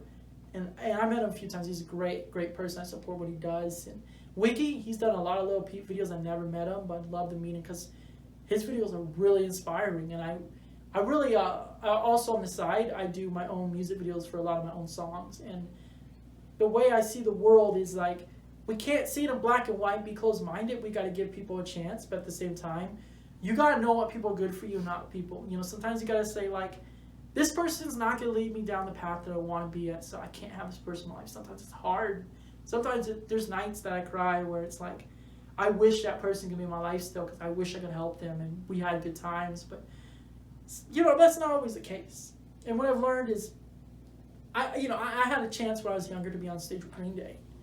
And I know you had experience with Green Day, Yeah. I mean, where was that? Was that at the what's the Talking Stick Resort now? Action Pavilion. Was that Action Pavilion? Oh, was it with Jimmy Eat World? Was it that show? AFI, was with AFI. Oh, okay. That was a little after. That's awesome, dude. Yeah, I've always wanted to be that kid that they pick out of the crowd, because they always do that. Yeah. I've always wanted to be that. Is that what they did with you? Or? No, they moved the barricade, and they're like, hey, come on stage. So I ran up there, and I was even filming it. I even had enough film, but I can't show because so many YouTube videos I got on YouTube. But like I filmed it, and they didn't care when I went up there, and I was like dancing, and I was in front of 25K or so, 30K people or whatever. I was not scared, and I was like dancing, and I was like tap my phone, like yeah, and you know, and then like with Green Day, they were like, you know, I was doing like backing vocals, and I was into it, and people were like looking at me. I was like jamming, I'm like, yeah, you know, and I was in my element. I know I was in front of a lot of people. Some people may have a heart attack, be scared, but it was amazing. I was right next to Billy Joe Armstrong. Like, oh my God, this is so cool. It's like, you know, I kind of was fanboying, but you know, I don't really fanboy. Like people think that I do, but I don't. He's inspiring. Like Billy Joe Armstrong is the reason I wear skinny jeans. I saw the Boulevard Broken Dream music video, and I told my mom, I need to go get some skinny jeans. I'm tired of wearing these baggy jeans. I'm a skinny guy. I want to show it. I'm not ashamed. And I got my first pair of skinny jeans. They were Free World was the company. It was at Tilly's at Arrowhead Mall. And they had a lot of great stores that they don't have anymore. And it's sad, the stores that are gone, because I had so many great memories of the stores. But like they had KB Toys, and they had a lot of great toys. Just a lot of great toy stores and stores are no more. Like there was this like industrial ride shop they had there, and just it's sad to see places like that go, because the culture, the skate culture, that's another culture I love, and that's also during the same time I bought my first skateboard. So I started skateboarding, and you know that goes well with Green Day, because Green Day are skaters, and they also inspired me to skate. So I started skateboarding. You know, I also do my own niche, you know, tricks, you know, and now I get older, everyone's doing it, you know, they're doing tricks, they're popping it up and flipping it, and then, you know, shout out to Tony Hawk, because he made that reality. He made that skateboard a real reality where you make random tricks up, and now it's considered a legit trick. You know, that's because of Tony Hawk. He incorporated in all the video games. I played those games with my nephew and my brother all the time. That's what we do, is play Tony Hawk's and listen to Green Day. That's what we were doing. So when I was on stage for Green Day, I'm like, bro, you're like the reason I got skinny jeans on right now. You're the reason I love skateboarding. And at the time, you know, I only had one phone, only one camera, so I was filming it. But, you know, I think I filmed back, you know, do a little selfie thing, you know, and film on stage. But you clearly know that I was on there, and there's probably videos of me on YouTube who other people who filmed that night, you know. So you clearly see I'm on stage with them. I didn't get any autographs because at the time, I don't know why. I had an autograph book on me, you know what I mean? So I don't know why I didn't, but I didn't. But I got his guitar pick. It was in the mic stand. I'm like, man, I got his guitar pick. And I did. I still have the guitar pick. It's one of my rarest pieces of memorabilia because Green Day mean a lot to me because they're the reason why I wear skinny jeans. I would love to interview them one day. That's one of my dream ones next to Eminem. And a full interview with Machine Gun Kelly. And then, you know, Lil Durk. Of course, Blady, the whole Drain Gang crew. And a few more members of GBC because, like, their stories are amazing. Their music is amazing. And then, you know, eventually, like, I get more into art, you know. When I was younger, I drew a lot of pictures. I don't draw as much anymore, but I still do time to time. And it's definitely what I do is I do that, and on my downtime, like, I read books. And it could be, you know, a horror book, a romance book, a teen drama, you know, sci-fi, scary, you know, anime, mangas, you know. And then I have a deeper respect for anime and voice acting. So, you know, over the years, I've been meeting, you know, voice actors. And that's been pretty cool, too. Like, I met Goku the other day, and that was really surreal. Unfortunately, it wasn't the best experience, but it wasn't because of him. It was just wasn't the best experience because they didn't, at the place, they didn't have it all set up the right time, you know, the times were all messed up. So that was on the company that did it, but it wasn't him. He was nice. He was humble. And it was cool to meet him because it's like, I grew up to him, and it's like, originally he said no photos, but he let me take a selfie with it. He's like, well, I can see you're a fan. I can see, you know, you support what I do. I got a few photos with him. It was amazing. It was a selfie, you know. It wasn't, you know, a photo where someone, you know, takes the photo for you, but it's a selfie, and it meant a lot to me, even though he had a mask, because that's Goku. Like, every kid I remember in the 90s wanted to be Goku, and that was one of the reasons why I started spiking my hair, because I spike my hair sometimes, not spike right now, but that was usually the reason why I would spike my hair is because Goku, and it was like, Kamehameha, you know, me and my nephew would always do that, and like, Kamehameha to the gut, it's like, oh my god, you know, we would like play fight and stuff like that. and we would just always watch that on Toonami, and I got to meet the guy who plays Toonami. Don't remember his name, but I got to meet him, and it was amazing. It was amazing to meet him because, like, he's such a humble dude. And like, everyone, like, grew up with him. You know, everyone grew up with, like, you know, the Toonami guy. And it's just amazing to, like, to see that. You know, like, people, like, you grew up with. And I met, you know, like I said, a few of the Power Rangers. And then I met the cast of, like, Silent Hill, Resident Evil, you know, a few of them. And then I met a few Japanese bands, like, at SabatonCon. They do Q&As, and there's been a few bands that was like Broken by the Screen. There was Candy Syrup, Selena or something like that. I can't even say her name because it's like, it's some Japanese name. And then there was like Kaza, and then there was one of the guys who, he's a musician. He does music for Silent Hill, and they all speak Japanese, but they're translators, and they love my questions. They're like blown away, and they're like, "What? I've never been asked this. I love Arizona." They tell all their friends in Tokyo, Japan, come to Arizona. This interviewer's here, dude. This guy asking the coolest questions, and even like, you know, the Soundbeat HD, this singer I think kind of looks like me. After I did all the, you know, Q&A session, he even saw me in the crowd and we were hanging out. You know, even though I couldn't speak his language, he knew that I was a cool guy, and it meant the world to me that he was, you know, hanging out with me because it was cool. Because these dudes are from Japan. I love Tokyo. You know, I love Japan. I love Asia. You know, and then I love the Middle East because my uncle lives in the Middle East. You know, also lives in the Philippines. I love those countries, the culture, and then I love shopping. So I really gotta go to Dubai one day. I love Dubai, the big skyscraper, and then Philippines. Some of my favorite movies ever were made in the Philippines. I love it. But in all reality, I feel like you're in the industry, you gotta love every country, because you can't do this if you have any hate against country. You can't hate any country.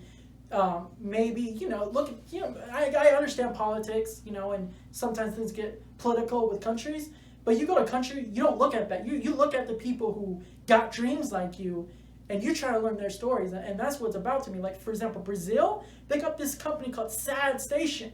They got all these great artists who kind of sound like, you know, kind of like Lil Peep, you know, Lil Tracy, Lil Xan, and stuff like that, which I got to meet Lil Xan. Nice, humble dude. Such a nice dude.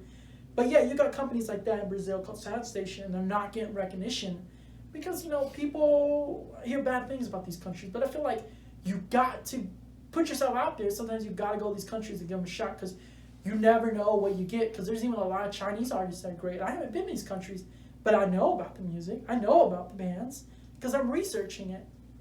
And it's just, you gotta be open to different styles of music. I even like some country, like Florida Georgia Line is my all-time favorite country band because they're like me, you know, they incorporate many different styles. But they have the rap, they have the country, and they have the R&B and the auto-tune. And that's so cool. Like Florida Georgia Line is another dream interview. And then you got people like Motions and White, and there's another band that I'm really inspired by. They incorporate industrial, like Nine Inch Nails type music into gothic, you know, alternative rock. And it's just so amazing what they do. You know, then they got their, one of their guitar players, he's got like, kind of looks like the Joker, you know, and it's like, it's so cool to see bands like that when they like wearing all the cool makeup and stuff like that. It's really, it's just really a remarkable thing. And then at the same time, I love toys. You know, I got to meet Todd McFarlane once, and it was amazing because he over the years when I was a young kid, I'd always buy toys at Toy Store. So I got to meet him years later, and the only autograph I got from him was at his store. They closed down. It used to be by Gila River Arena in that complex.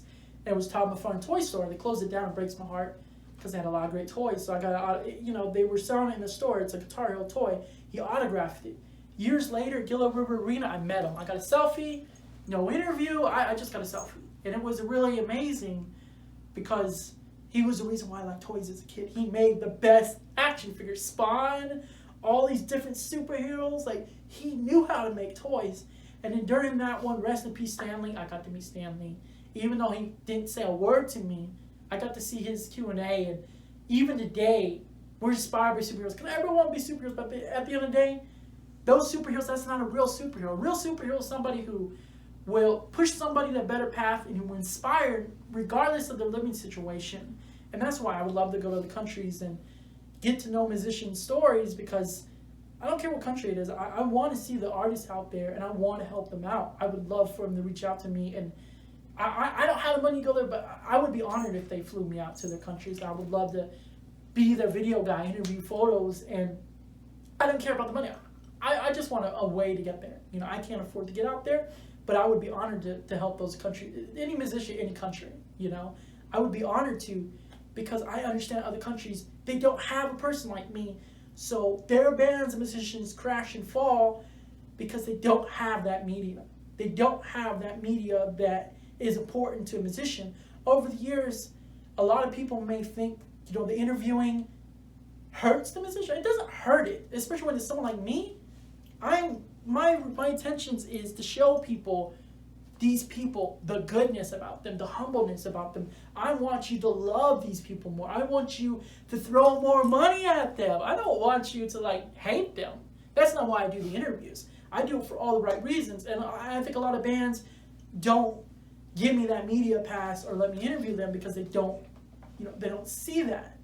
And I want them to know that I do this because I want people to see the humbleness. It's all about being humble. I can't stress that enough. I mean, that's the number one thing. Even if people are mean to you, be humble. And that's the thing that people know about me. There's been so many people, they were mean to me. Even in relationships I've had, you know, they were mean to me. And I'm like, well, I don't want to yell about it. I don't want to fight about it. Let's just talk this over. I'm always down to talk everything over and try to have an understanding to why they don't like me.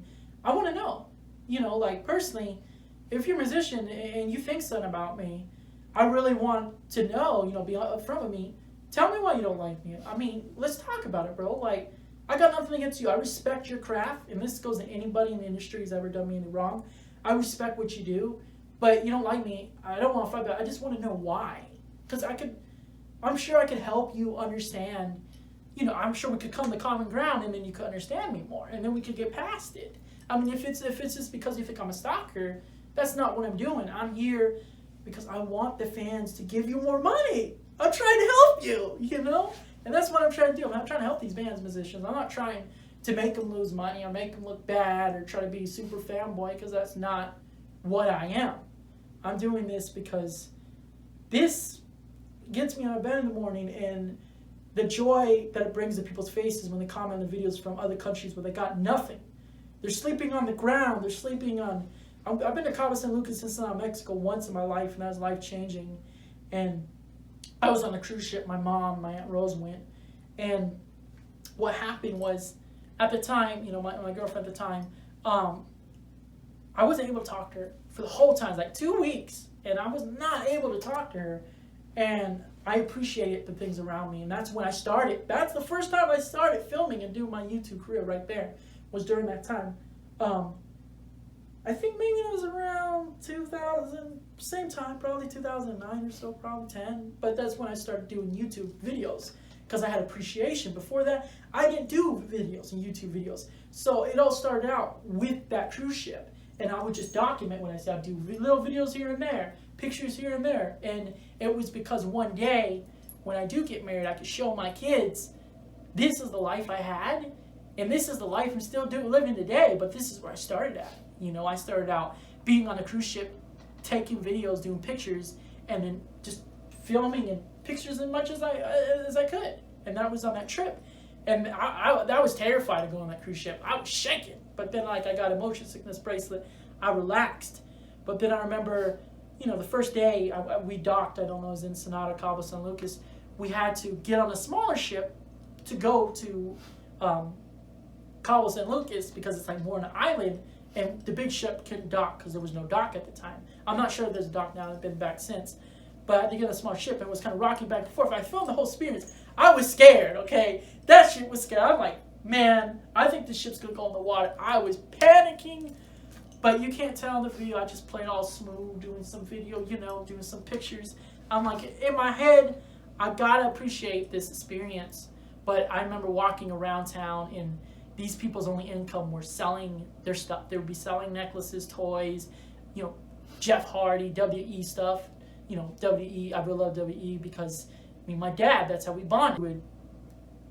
We would go to garage sales, and we would just buy random junk. It didn't matter what. That was just our bond. We would just go to garage sales and watch wrestling every time I got out of school. I was like, hey, Dad. He's like, yeah. It's like, let's watch the WWE, and we would watch that, you know, because when he was younger, you know, and I was younger, you know, we kind of did some play wrestling, and you know, it was amazing to see that over there in Cabo San Lucas, the people were selling WWE stuff. It was bootleg, sure, but that was their only income, or necklaces, or gum, you know. Of course, I bought a few things, and I remember walking around, and there was this area where it looked like it was for dogs. And it was all fenced off, you know. It was like a little area for dogs, but there were little kids there.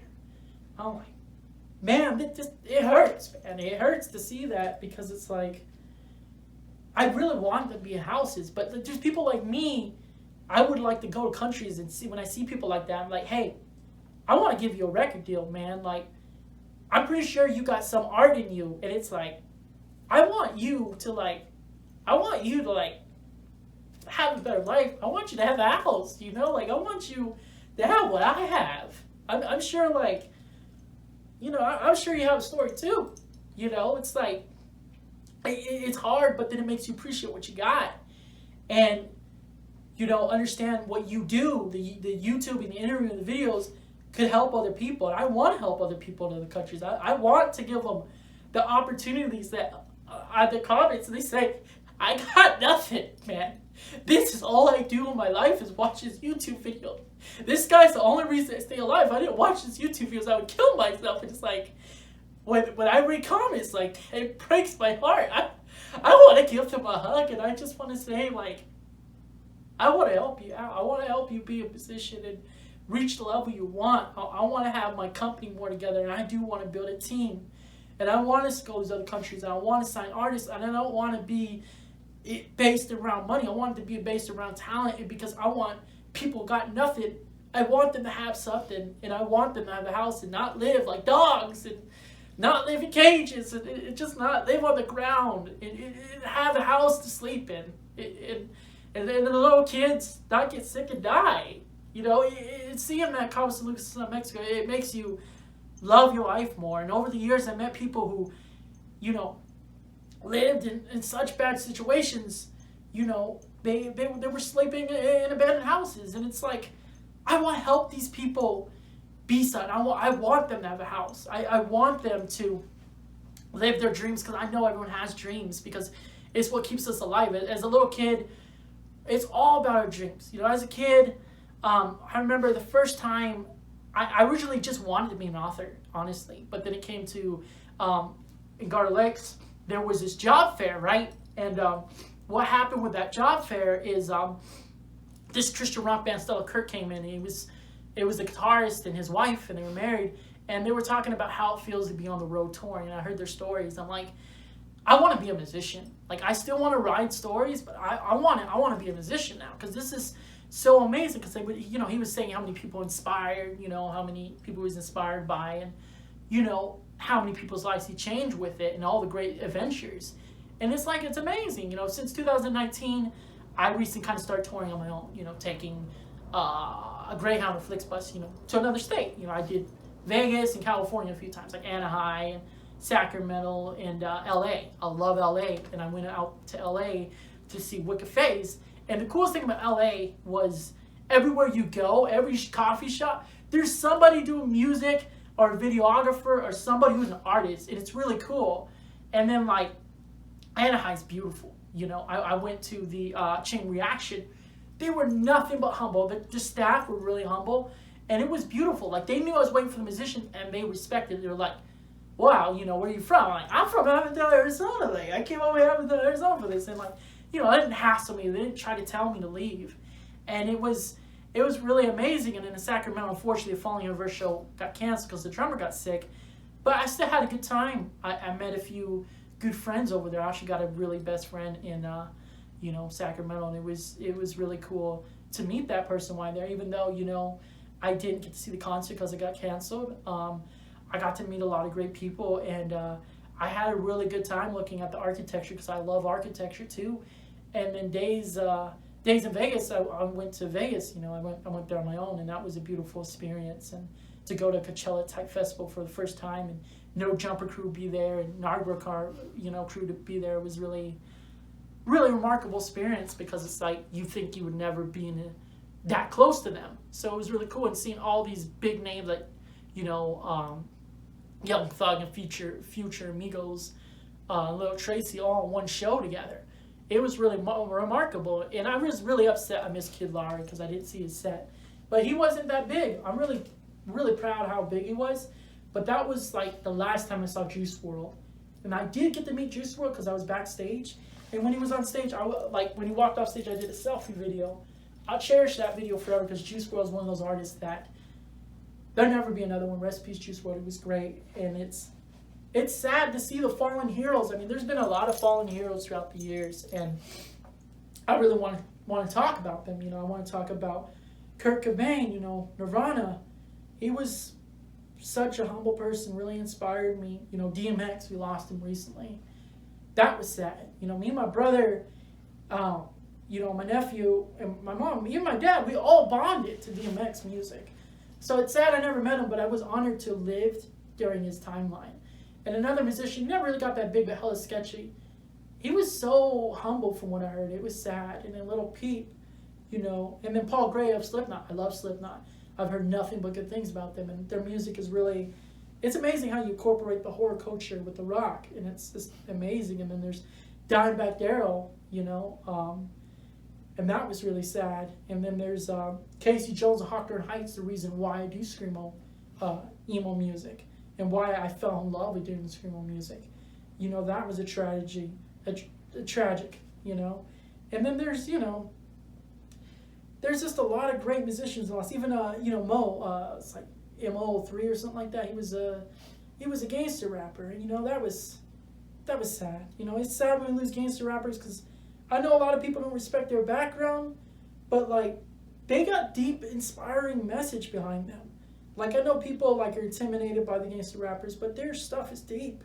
It's true, man. Like sometimes the streets be tough, and it's like you really feel the stories. Like for example, like Polo G and Lil Durk, they really are good storytellers like Tupac and Notorious B.I.G. So it's crazy when we lose, gangster rappers because gangster rappers do matter. Like I'm not saying the gangster stuff will not glorify being a gangster. I'm just saying like the stories they have to tell, it helps people to lead a better life, and it helps people on that, living that life. It helps them to survive. I'm not going to judge anybody, whether you're a gangster, have an addict, whether you're an addict. You're a good person in my book. As long as you're humble to your community, you're a good person. That's what matters. If you're good to your community, I don't really care about your background, because some of the people I'm closest with, their backgrounds may not be good, but they're good people, and that's what matters to me. And like I would say, Polo G, Lil Durk, I've not met, I met Polo G, but I haven't met Lil Durk.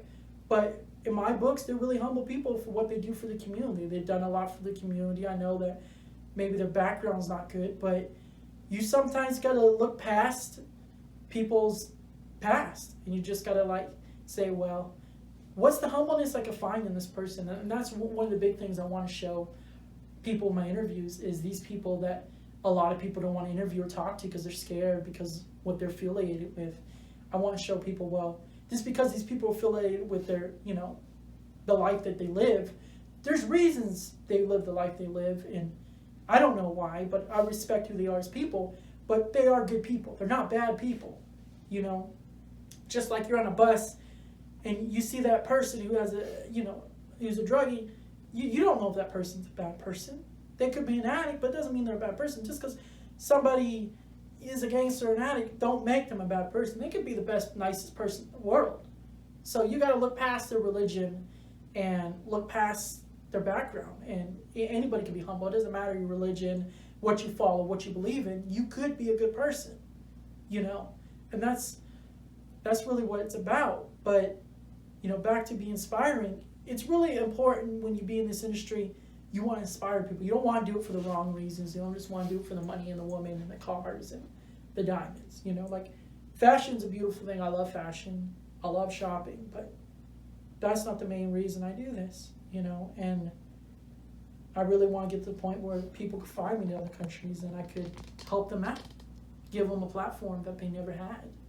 I think everyone deserves to have a platform where they could be heard, because it's a beautiful feeling when you got people behind you saying like, I support what you do, but at the same time, behind closed doors, they're telling you like, man, I'm going through some stuff in life. Like, what do I do? You know, like, I'm thinking about killing myself, man. Like, what do I do? I'm like, man, you have a hobby, invest your money, invest your life in it, whether you're broke or not. Just do it. I mean, there's a lot of people who start at home like The Used, huge band, right? Such good people. I'm friends with them, you know. They started out as homeless on the subway, but they turned their life around. You know, they started out with addiction and being homeless, but they turned their life around, and the music saved them. I feel like you always got to let that thing save you. Just like Gerard Way, I got to meet My Chemical Romance, a few members. That was an honor. I mean, that's the reason why I fell in love with music, was that album, that I Bought You Bullets, You Bought Me Your Love, 3 Cheers, Sweet Revenge, is why I fell in love with music and wanted to do music and wanted to listen to music, was because, you know, it's just the music just inspired me. So with My Chemical Romance, it was really cool to meet them. But Gerard Way used to be an ex-alcoholic, but now he's a father. You know, he's got a few kids with the Lindsay, the guitarist of Mind the Self-Indulgence, which are really humble people. Another great band too, Mind the Self-Indulgence. Great band. And it was great to know both of them. I got to meet Mind the Self-Indulgence. Great people, really, really funny. And then most of the members of My Chemical Romance, really humble people. To me, My Chemical Romance, hand down, is the best rock band in the world. Just 100%. And just the thing about My Chemical Romance is like, they're great people, but a lot of their backgrounds, you know, a lot of them had addictions and they were alcoholics, but once the music kicked in, they turned their life around. And most of them are fathers now, and I'm proud of them. I'm proud that they turned their lives around. And Gerard Way, eventually, to me, he's the new Stan Lee. He made Umbrella Academy, and it's amazing. His world is amazing, and I love comics too. I love all kinds of different comics. I read those as a kid too, because I love the colored images and just the random sayings, like pow, wah, yeah, you know, it's like they're in a fight and they have all that, like, that interesting stuff, you know. And then, you know, another thing I think that really also matters is that you want to have your own style. You don't want to ever be someone else. You want to be you. When people call you next, No Jumper, Nardwuar, Lil Peep, Blady, Lil Tracy, you know, Lil Xan, or like Tupac, Lil Wayne, Eminem, Machine Gun Kelly, G-Eazy, Yellow Wolf, Youngblood, Doja Cat. You want people to look at you original. You don't want people to not see you as original. You always want to be yourself. It's important to stay in your lane and be yourself. Don't try to be someone else. Don't try to walk in someone else's shoes. Walk in your own. Go through your own trials. You know, just pretty much hold up your own cross. You know what I mean? And just, there's a lot of suffering you have to go through, but you got to keep going. And that's another thing that, you know, the Catholic religion has taught me, is that you're going to go a lot of trials, you're going to go through a lot of suffering, and you're going to suffer a lot, but you just got to keep on going through that path. And you can't give up, because there's a lot of times you can give up and stop doing this. But the moment you do, not only are you letting yourself down, but you're letting down people you can make a difference to. And that's what I love the best about doing this. I make a lot of difference to a lot of people. And also, I have a memory card from the past at one of the concerts. I was able to save it. You know, it got scratched up, and it's sad. There's a lot of history down the drain, and I would hope one day I could recover that, because there's a lot of great photos of great musicians, and I don't think anybody will ever see it, but maybe one day I'd love to recover that. And that's also another thing why I love doing pictures. I love people seeing the history of it, and they see the expressions, the emotions, because with a photo, it's worth 1,000 words, right? But video, when you have a video, that's worth 1,000,000 words, because that tells a story. You know, if I had a family member and they were going to die, I don't want a photo of them. I want a video of one of their happiest moments, whether it's a friend or family member or somebody I personally knew, whether they're celebrity or not. It just, you know, video matters more. But photos are good too. But if, you know, with a family member, if I had no choice, I'd want to have a video of seeing them happy instead of a photo of them. And ironically, it's so crazy, but I've never been to no weddings or funerals, not yet in my lifetime. But the closest family member I was close to was my grandma. She's really inspired me, inspired my religion, inspired me being humble. I mean, I want people to know me as a humble person. I don't want people to ever think I'm a jerk or come off mean, you know. I know there's been some times when I was at a show and sometimes people come up to me and try to take a picture, but yeah, I'm working. You know, I'm trying to do, you know, film the sets, you know, for the people out there in countries that got nothing to do but watch my YouTube channel. So I'm working for a greater cause, but I'm not trying to be a jerk. You know, I'm all for, you know, taking pictures and doing interviews, but I just want people to give me the same humbleness that, you know, that I give them. I want them to give it back to me. It's important about the humbleness. Like, you know, I don't ask to be charged for doing interviews or doing photos or autographs. I'll do it all day for free forever, no matter how big or famous I get or whatever status I get in the industry, because that doesn't matter to me. What matters to me is that they're humble to me, and I want to hear their stories. That's what matters. I mean, yeah, I do want them to buy my merch to help me out with money, sure, but I don't really want them to pay to meet me. But if I ever had to make, you know, if I ever had to, for whatever reason, because I need extra money, charge people for meet and greets, I'd make sure they get their money's worth. Like Circus Survive, they give you a vinyl, they give you a Q&A session, a Q&A, you know, acoustic session, a photo with them, and a screen printed poster, and a wall flag for $100? Damn, that's a good deal. And a screen printed vinyl. That's a good deal. See, like, that would be kind of like my deals. Like, I would do, like, it would not be the whole meet and greet you're paying for. You'd be paying for the cool merch. That's what you'd be paying for. And I feel like, I think more bands and musicians should do that for meet and greets. They should put some cool merch in there, because it would be nice for the fans, because a lot of these people, I know a lot of bands and musicians probably don't look at it like this, but I do.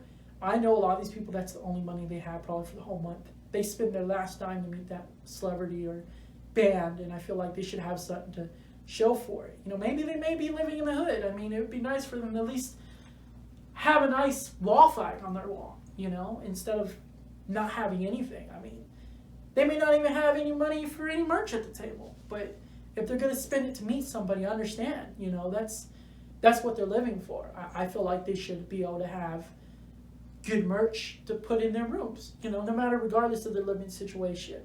I feel like that's the important merch, and that's why I definitely support all merch designers. And another thing in terms of press, you know, that's another reason I got into interviewing. I first read into magazines first, not just because of the whole Brian Stars thing, but I also read into magazines. I was like, man, this is so cool. And over the years, I've become great friends with alternative press. So it's cool to read magazines like that and be close friends with them. It's really remarkable. And, you know, I try to separate my interviews and have them be, that's the only person in the world who does them. No one else in the industry does interviews like me. But I'm humble about it. I'm not saying people can't do interviews, you know, because they can. But always have your own style. Don't try to steal someone's style. And sometimes with your interviews, you don't want to push it to the wrong limits. You want to sometimes tone it down, and sometimes just don't get too personal. I've seen some people go there. I've seen some interviewers, I'm not going to say their names, they got too personal, and sometimes you got to know when it's too personal and what things to not talk about. And I'm feeling like certain things you don't ever want to talk about with musicians, because they'll be honest with you about what they are, is you don't want to talk about people's sexualities. You don't want to be on that topic. At the end of the day, the musician, artist you're interviewing, that doesn't matter. You know, they'll be on, if they want to talk about it, let them talk to you about that. But at the end of the day, that's not why you're there. And I see a lot of people do that. But at the end of the day, you shouldn't focus on somebody's religious views and, you know, their gender. You know, you should let them be honest. You know, you should let them feel, if they feel comfortable saying. You should push it out of them. And I never do that. I never push down that kind of stuff, you know. I will say, what do they follow? Because sometimes, you know, sometimes I do want to know certain ones. You know, I will say, you know, do you follow, you know, atheism, you know, a religion or science or whatever. You know, whatever they tell me, I respect it. You know what I mean? Like, I don't put my religion into the mix. I respect what they have. I mean, there is a nice way to ask people, but you don't want that to be your main focus. But you could ask that kind of question, You just want to word it a certain way, but you want to make them feel comfortable. And whatever they say, you respect it. You know, you don't say, "Oh man, bro, I can't believe you follow this or follow that." You know, you just respect it, and you hear it out. But with the sexuality, I don't really think there's any ever good reason to ever ask that kind of question. It's never a question I've ever asked anybody, because you should never ask anyone that. If they want to be honest about what they are, they'll tell you. Like, for example, you know, want people to know me more, regardless of what people think. Yeah, I'm straight, you know, and I'm demisexual. So what that means is the way I connect with women is it's based around if we can have conversation. And that's how I base my friendships with and how I connect with family members. That's how I base my life around. And same thing with, you know, the famous people or celebrities I'd be friends with is if we can communicate. That matters to me. That conversation and that connection matters to me to bond with them in that level. So, you know, that's part of what I always incorporate every time I interview a musician is like, based on their questions, I'm like, can I be this person's friend? You know, is this person really a humble person? Because if I see the really humble person, I do want to be their friend. That really does matter. And, you know, I want people in my life, if I see them being humble and we connect and we conversate good, I want that person in my life. I don't care about their background, I don't care how much money they have. I want to be their friend or business partner. I want to be their friend. And, you know, over the years, other people helped me out. I'm entirely grateful for what people help me out with. But, you know, I've always been out there on the field. You know, I've never been acting high-minded better than anybody else. Even though sometimes some people acted high-minded than me, I never looked down on them. You know, I said, I respect your grind, respect what you're doing, but, you know, I can make them respect me. But that's how I base, you know, my connections with, whether it's business or friendships or relationships, it's based on if I can conversate with them and if they're a good person. And that's just really important thing. And, you know, another thing I really believe in is I believe not only should men and women, you know, not only should men, you know, have rights, but I really am a strong believer that women should, but I think men and women could both do whatever. It doesn't matter. You know, there's people who be nurses, you know, there's people who be doctors. I don't think there's a gender role in it. I really think that it's really about, you know, you could just do it. And that's what it's about. But I'm also strong about, even though I love fashion, I'm against killing foxes and elephants and endangered animals. Like, don't kill endangered animals because, like, that's beautiful. You know, it's amazing to see endangered animals. I really love animals. They really bring joy to me. You know, my dogs, my cats, my birds I have, ducks I have, you know. I love animals, and I think they bring a lot of joy to people, and it's sad to see animals killed for no reason. It's not funny. It's not cute. It's not cool to wear them as a necklace, you know, like an elephant tusk. That's wrong. I don't support that. And, you know, my spirit animal, you know, is a fox. So it breaks my heart when people be killing foxes or, you know, killing rabbits or pandas for no reason, because these animals are really remarkable and they're amazing. Even when people kill sharks, I know people don't like sharks. It's sad. You know, I don't eat sharks. I never will. I'll never eat ducks. You know, I do love shrimp, but I don't believe in killing, like, rare breeds of shrimp or rare breeds of, like, fish or rare breeds of lobster, because it's sad. I think the world should be able to appreciate these animals and not get robbed of them, because it's sad when people get robbed of these animals because people want to be selfish and put them on clothing, and I'm against that. I want people to know that. And you know, a lot of the hair products I use, I try to always use organic, because I don't believe in animal testing. That's wrong. I don't believe in testing things on rats to see the reaction it gets, or dogs or cats, because it's wrong, you know. And, you know, also I believe that it also breaks my heart to see stray animals. But I think you see a stray animal in a neighborhood, it'd be nice to at least leave food out for them. Maybe it may not be possible for you to give them a house, but it would be nice to, you know, give them a community and just give them love. Because I think everybody in the world and every animal does need love, you know. I mean, that's just what it's about. I mean, love and art, you know, make the world go round. Like music, I feel like, is that language of peace, love, and unity. Like the world's nothing without music. Like music unites us. It could stop wars. It could stop arguments, and you know that's just the thing about music. And then also about tattoos. You know, I see you have a tattoo. You know, I mean, you know, what's the story about your tattoo? Shiva, the Yeah. destroyer of the worlds. Yeah. Yeah, That's a good stepping on story. the demon of ignorance. I Yeah. thought that was pretty cool, so I decided, you know. And yeah, that's the amazing thing about music. You know, with the tattoos is that it fits so good with music. You know, because a lot of people, you know, they look weird at people with tattoos. You know, sometimes you have a tough time working certain jobs when you have tattoos. People look at you scary. They think you're a bad person. But I've got to know a lot of people with tattoos. They're all tatted out, and they're some of the nicest people ever. Like little Tracy has tattoos on the face, but he's such a humble dude. Like the dude's like a stuffed animal. You know, that's how nice he is. And you know, he's the kind of person that he makes a lot of money, sure. But like Lil Tracy will be literally the kind of person to get like on a city bus, or he'll just keep a cell phone. You know, he'd be playing football with his homies outside. You know, instead of like other stuff. He won't be in the studio 24/7. I think that's what's really amazing about him, is that he's just all around humble. But back to the tattoos. Tattoo art is just such a remarkable art form because it matters. It's just so amazing and fascinating how they do it.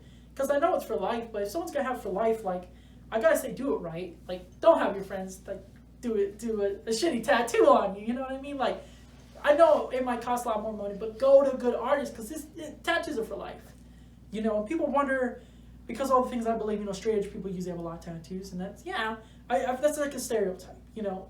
But I don't do tattoos or piercings because I hate needles. You know what I mean? So I don't do needles. The needles scare me. You know, needles are a scary thing to me. I don't like needles. I don't like bugs. You know, those are other fears. I don't like bugs, but I respect bugs. I don't kill bugs. If I see them, I let them back outside, you know. And I'm a Scorpio, you know, so I got respect for scorpions. They're scary, though. Scorpions are scary. I mean, damn, they're scary. I've been bit by one before, and that was awful pain. Bit 3 times in the arm. And I don't, you know, I don't like scorpions. I mean, they look cool, but I get scared. I see them on the ground, you know. But I'm a Scorpio, so doesn't mean that I like scorpions. I don't. I respect them, but I don't like them. But I remember what was really cool about scorpions was there was this band, and they came to Pub Rock. They never seen a scorpion in their life, and they're like, they had a black light. They're like, so yeah, is it true, like, that you put the black light on and you can see them, like, in the dark? I'm like, yeah. He's like, dude, I've never seen scorpions, so I'm looking over the ground for scorpions, because I was like, wondering, like, bro, what are you looking for? At He's Pub like, Rock. Yeah, and he's like, yeah, he was a videographer, and he's like, yeah, I'm looking for scorpions. And I think it was like for Whit Lowry, one of those guys, or Token. And he was like, I really came here, you know, I came to Arizona because, like, I want to see what a scorpion is. I'm like, yeah, they're somewhere on the ground. I was like, do you know where they're at? I'm like, I don't know, man. I'm scared of scorpions. I don't want to help you look, man. I don't like scorpions, you know? But it was cool how happy it was just seeing, like, scorpions. And, like, a lot of bands, when they say to come to Arizona, it's like, for the cactuses. You know, a lot of Japanese bands have said that. They're like, we see so many cactuses here. We never see cactuses in our life. It's like, man, I've seen so many cactuses. I hate that, you know? But I remember one time I had a sunburn, and, you know, I knew somebody, and it was a friend, and they cut open a cactus, and they rubbed it on my back, and you know, it's really good. It works as medicine to get sunburn, like if you cut open the cactus, you know. So cactus really is a beautiful thing as medicine, and I definitely am a huge supporter of cutting open a cactus to use as medicine. And then also really quick. Yeah. So I definitely want to do another interview with you. Yeah. Would you be down for that? Yeah. Okay. So man, unfortunately, I'm running out of time. Would you be down to like wrap it up here, and then you know, on our way, you know, once I give you a ride home, you want to talk about how we can keep going with this? Okay. Is that cool with you? Yeah. Ask. I guess just ask me some more questions. It's crazy. So I actually had a whole list of questions that I had in my head. Yeah. And you pretty much answered every single one of them. Yeah. I guess one thing I was a little bit more curious about is you started talking about how you go to shows sometimes, and then people look at you as like this outcast, I guess, who Yeah. like goes and does this thing. How do you react to that? I really respect that you don't let it get to you. I think that's awesome. I really respect you for that. I love that you just don't give a fuck what anyone thinks and you just do you. Yeah. What do you, how, I guess, what do you think of that? Like, is that, how do you, how do you just push it aside? Well, I push it aside because, I'll be like, this is what I'm doing. I'm here for work. And it's like, I know they don't understand that, but I'm not going to let them bring me down. Like, I still spend my money to come here like everybody else, because a lot of shows, sure, I'm guest listed too, but there's a lot of shows I'm not. A lot of people don't know that, but I don't get free shows all the time. Some, sure. I get to hang out backstage sometimes, not all the time. A lot of times I'm spending my own money. See, you got to spend money to make money. You can't just not spend money and not make it. You got to spend money to reach the top. But yeah, I mean, I look at them and I'm like, they don't faze me. You know what I mean? Like, it's so funny because some of them at first sometimes they would like turn me down, but then years later, like, man, we've seen you at so many damn shows. Come on, man. We're ready for an interview now, man. We're ready for this. And I'm like, they'll get to that point. They'll get to the level where they respect me. And they'll see my videos on YouTube. They'll see the views come up. And they'll look at the questions. And they'll see why I do it. And they'll eventually understand the humbleness behind it, why I do it. And that's how I look at it. I look at it like, I'm not going to yell at them or cry or make a scene, because some people make scenes like, oh, I'm not going to make a damn scene. No way. I'm just going to be like, that's cool, bro. That's cool. Kind of like the, Kevin James and like Jason Mewes, JSI, Bob Tynes kind of stuff, kind of like how they approach stuff. Like, it's cool, man, kind of like that, like Pauly Shore type stuff.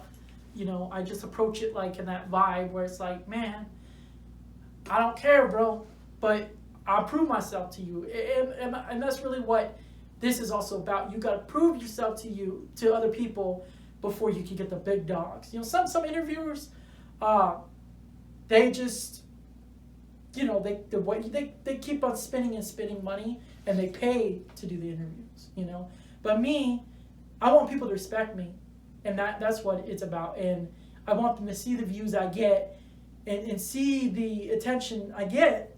And I want them to respect me. And that's what it's about. It's about, I know they don't respect me at first, but they will respect me eventually. Because once they, know my story or why I do this, they'll have a deeper meaning of what it's all about. And they'll understand eventually why.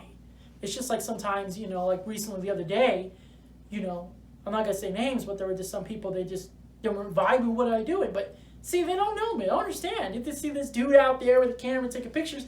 Like, they don't know me. They're from another state, so they don't know me. So it's like, I'm not mad at them.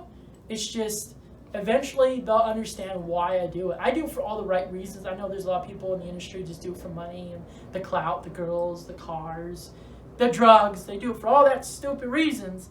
I do it because I want people to be more of a community. I want this to be a deeper community because I remember the local scene back in like 2008, 2009.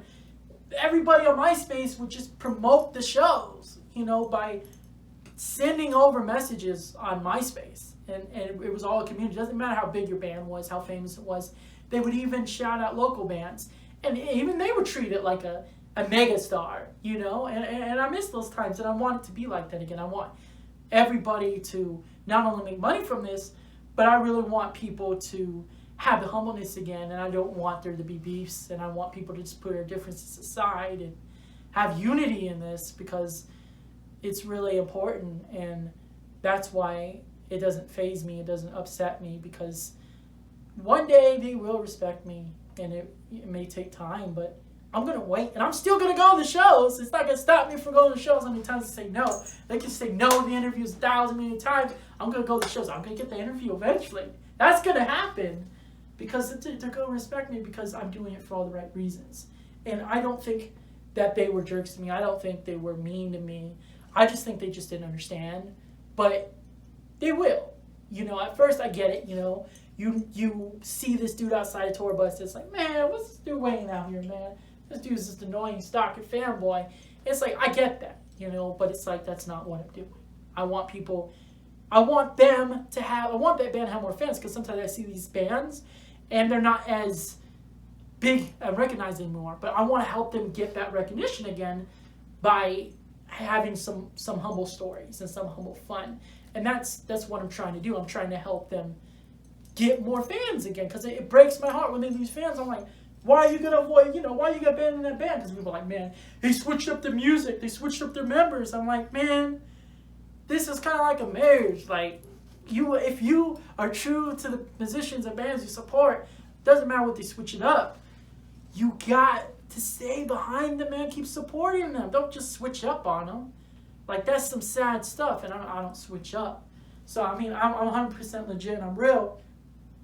That's why it doesn't get to me when people tell me no, and, and I get thrown out of places or in trouble for what I do, because they'll respect me eventually, and I think years later they'll come back and they'll be like, can you do some media for our venue or media for our musicians and our artists?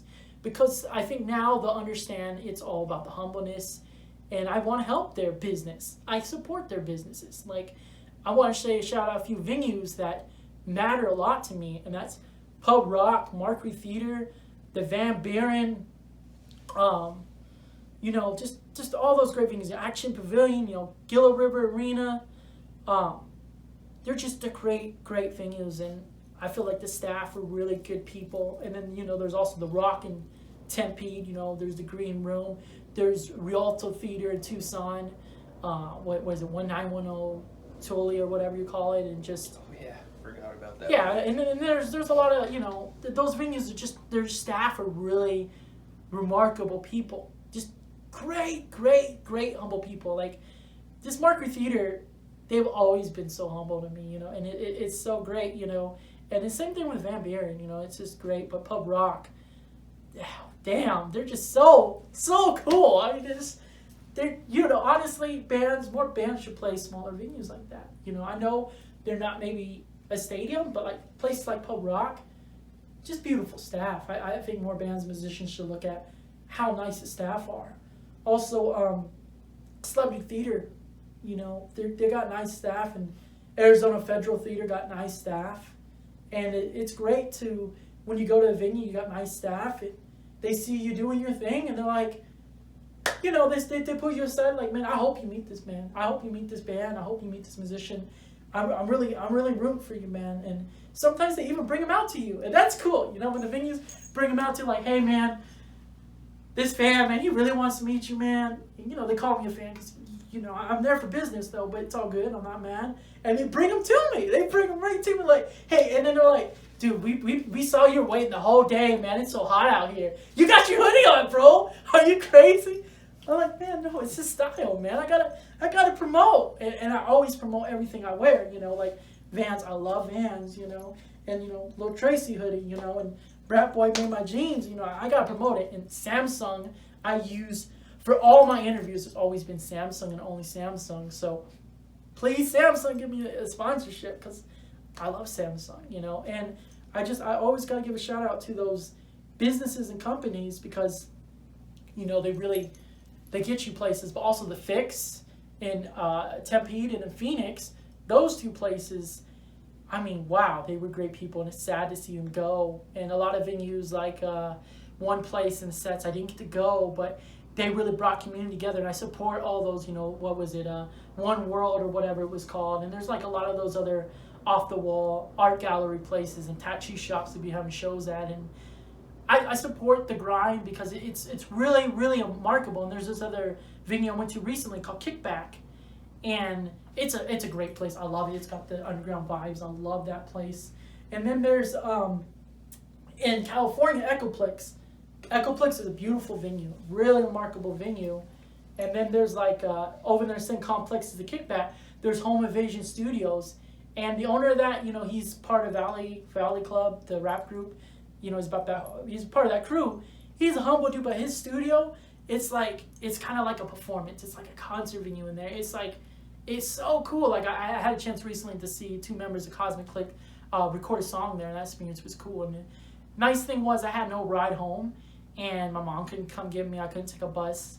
I couldn't even walk home. And I'm like, hey, I'm down on my luck. Like, is there a way you give me, a ride home? They gave me a ride home, and it's cool to, when people help you out with that in the industry, you'll remember them forever. And I think that's what's important, is you got to remember through the way who helped you out. Because once you get to that stardom, that mega stardom, you want to bring them with you. You don't ever want to forget all the good things and nice things people have, done for you. Like, because of Attila, I've got to meet Twisted at ICP, and you would think you would never get an opportunity like that, because they're really humble people, ICP and Twisted. It's cool the experiences you get, but basically what they tell you is, we give you this experience because we see that first, they be honest with you, like when I first met you, they're like, I just thought you were a fan, but now I see that you are a part of this industry, and that you do care about us as people, and you do want us to be successful, and you don't want us to lose fans, and you want people to see who we are as people. And, when musicians tell me that,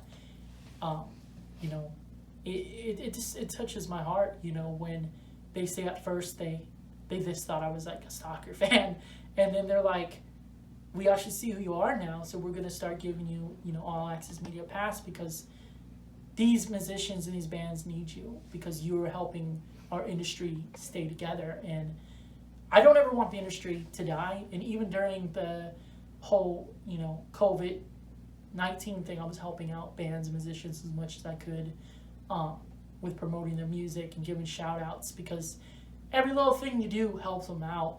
But the ones you look up to, you don't ever want them to lose fans. And sometimes, even if they get to a level where they're very cocky and they want nothing to do with anybody, they will eventually get to being humble again. But you just got to keep rooting them on and not give up on them. And then they'll remember you. And then because of that, they'll be like, yeah, okay, I'll work with you. And, the most famous person who follows me on Twitter is The Weeknd.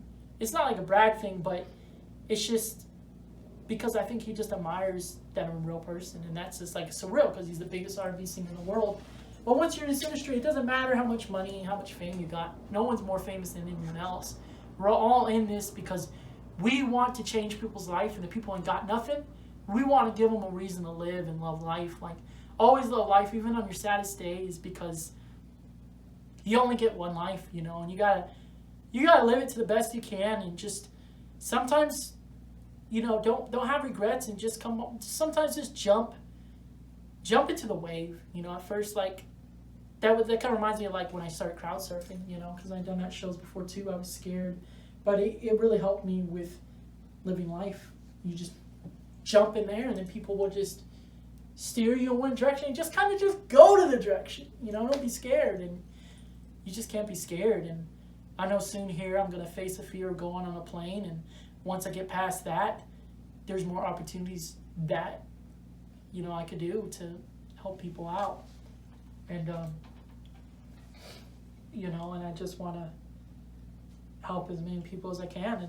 And sometimes you can't let fear hold you back, and I'm definitely going to start trying to do that, because when you do this, there's certain fears you can have, and there's certain fears you can't. Being scared of a plane, you can't do it and make it in this industry, because you need to travel if you want to be someone like me, because you got to reach as many people's hearts as possible, and you got to change as many lives as you can. But you got to take a plane and boats and trains. You have to do the travel, and I'm ready. I'm ready to help out bands and musicians, and you're able to fly me there, get me a place, I'm down to come. I don't want no money from you. I just want to wait there. I can't give myself there. I want to help you. I want to give you a better life, because my platform can. And a lot of people look at subscribers like, well, all this dude got 1 million subscribers. That doesn't matter. What matters is not even the views. It matters something that you're touching people's lives. And sometimes you don't even know how many people's lives you're changing, because not everybody has access to YouTube or internet. So it could just be a word of mouth, and you could have 1 million fans from another country, but it's all by word of mouth. But they don't know you because they've got internet. Not everybody has internet. So, I also want people to know, don't be discriminated by your followers that you have on Instagram or Facebook or Twitter or YouTube or TikTok. Just know that you do have fans, you do have people who care, and you just need to look at it like that. But your main priorities every time you do this should be, how many lives and how many people can I inspire today? How many people can I make happy today? And how much humbleness and unity and peace can I bring to today? And that's what my number one goal is to doing this, because also I'm not only a musician, but I want to inspire, because I do play guitar and DJ also, and tons of recording and behind the scenes stuff like audio production, producing, mixing and mastering, concept designing of the music pretty much, but at the same time, really, I'm close to my family. I love my mom and my dad. They've done so much for me over the years, and it's a beautiful thing. It's great, because honestly, God, I'd be nothing without my mom and dad. I mean, they've done a lot, and I've gotten a few shows with my dad, like 30 Seconds to Mars, Monster Truck Show, a few horror movie conventions, and it was great to have him there, his support. And my first shows I went to, I had that support. I had my mom and my dad with me. I didn't feel embarrassed, because you have your support, your mom, your dad, or any family member, you got everything. Like my uncle's like my favorite family member right now, because he messaged me every day, like all these random memes on Facebook. And it may be a little thing, but it's something, it means something. And I'm 100% happy that he messages me every day and checks up on me every day. And he sometimes has tough love. He's like, need to make money, and it's like, I'm working on that, but it's like the humbleness matters more, not the money. It matters about how humble and how many people you inspire, because that's what matters. The money will come. It will come, trust me. You do this, money will come, and that does matter. Money does matter, but the number one thing matters is how many people can inspire and change, and that's what matters. And also you have to understand that we have anxiety, so sometimes it's hard for us sometimes to have things lay out right, or just showcase what our intentions are with what we do, because sometimes there's anxieties, people mistaking us for something different, because I'm a hyper person, so I could understand sometimes some people seeing me in that kind of view. They can see kind of this crazy guy is waiting to meet me, this hyper crazy guy, but it's not. I want people to be, inspired by me. And that's really, not just inspired by me, but I want people to be inspired by other people. And I want the bands, musicians, and artists of all art, doesn't matter what kind of art it is, whether it's tattoos, clothing lines. I want people to support them, and I want people to understand who they are as people. And I think it's really important that we do support our businesses, stores, concert venues, and clothing lines, and independent companies, whether they make stickers, keychains, bootleg items, it doesn't really matter, hair products, I think it's important we definitely support that, because we don't have enough of that support. And I do support partying. I party in my own way, and that's definitely a part of it too. It's fun to have fun, but to me, partying is just having fun. But to me, every show, every event I go to is a party to me. You gotta live life like a party. It's not all about drugs and the woman and the cars and money. To me, partying means a good time, and how many people you can inspire, and how many people they can inspire. And whatever they're from, they could go back and they can inspire those people to just love life more, because life is hard, man. There's a lot of crazy shit in life, and I don't want to get into that, but life is hard, so we gotta stay humble. We gotta stay up, and we gotta love each other and not hate each other. There just can't be no hate. And I support all the movements, because I'm not racist. I love all races. I love every country. I love every nation, every little island, every continent. I support it, and I'd love to go to all those places one day. Even though I might be a little scared, because maybe some of the weather might be a little intimidating, but I'm sure I could get past that. With the humble people, you get past anything, and they can help you through the greatest storms in life. And all the artists I showcase are humble people, and that's why I want people to support them and love them as much as I do. And you know, just like companies like Apple. I really love iPod, you know, because a lot of my music I jam to, you know. I mean, you have any other questions for me? No, actually, I feel like this is a good place to end. How do you feel about you know what you said, or is there? I guess, is there anything else that you like really feel you need to? I mean, and again, we're gonna do another interview if you're up to it. So maybe we can save it for then, or what? Well, I guess I guess I have some other things to add. Sure.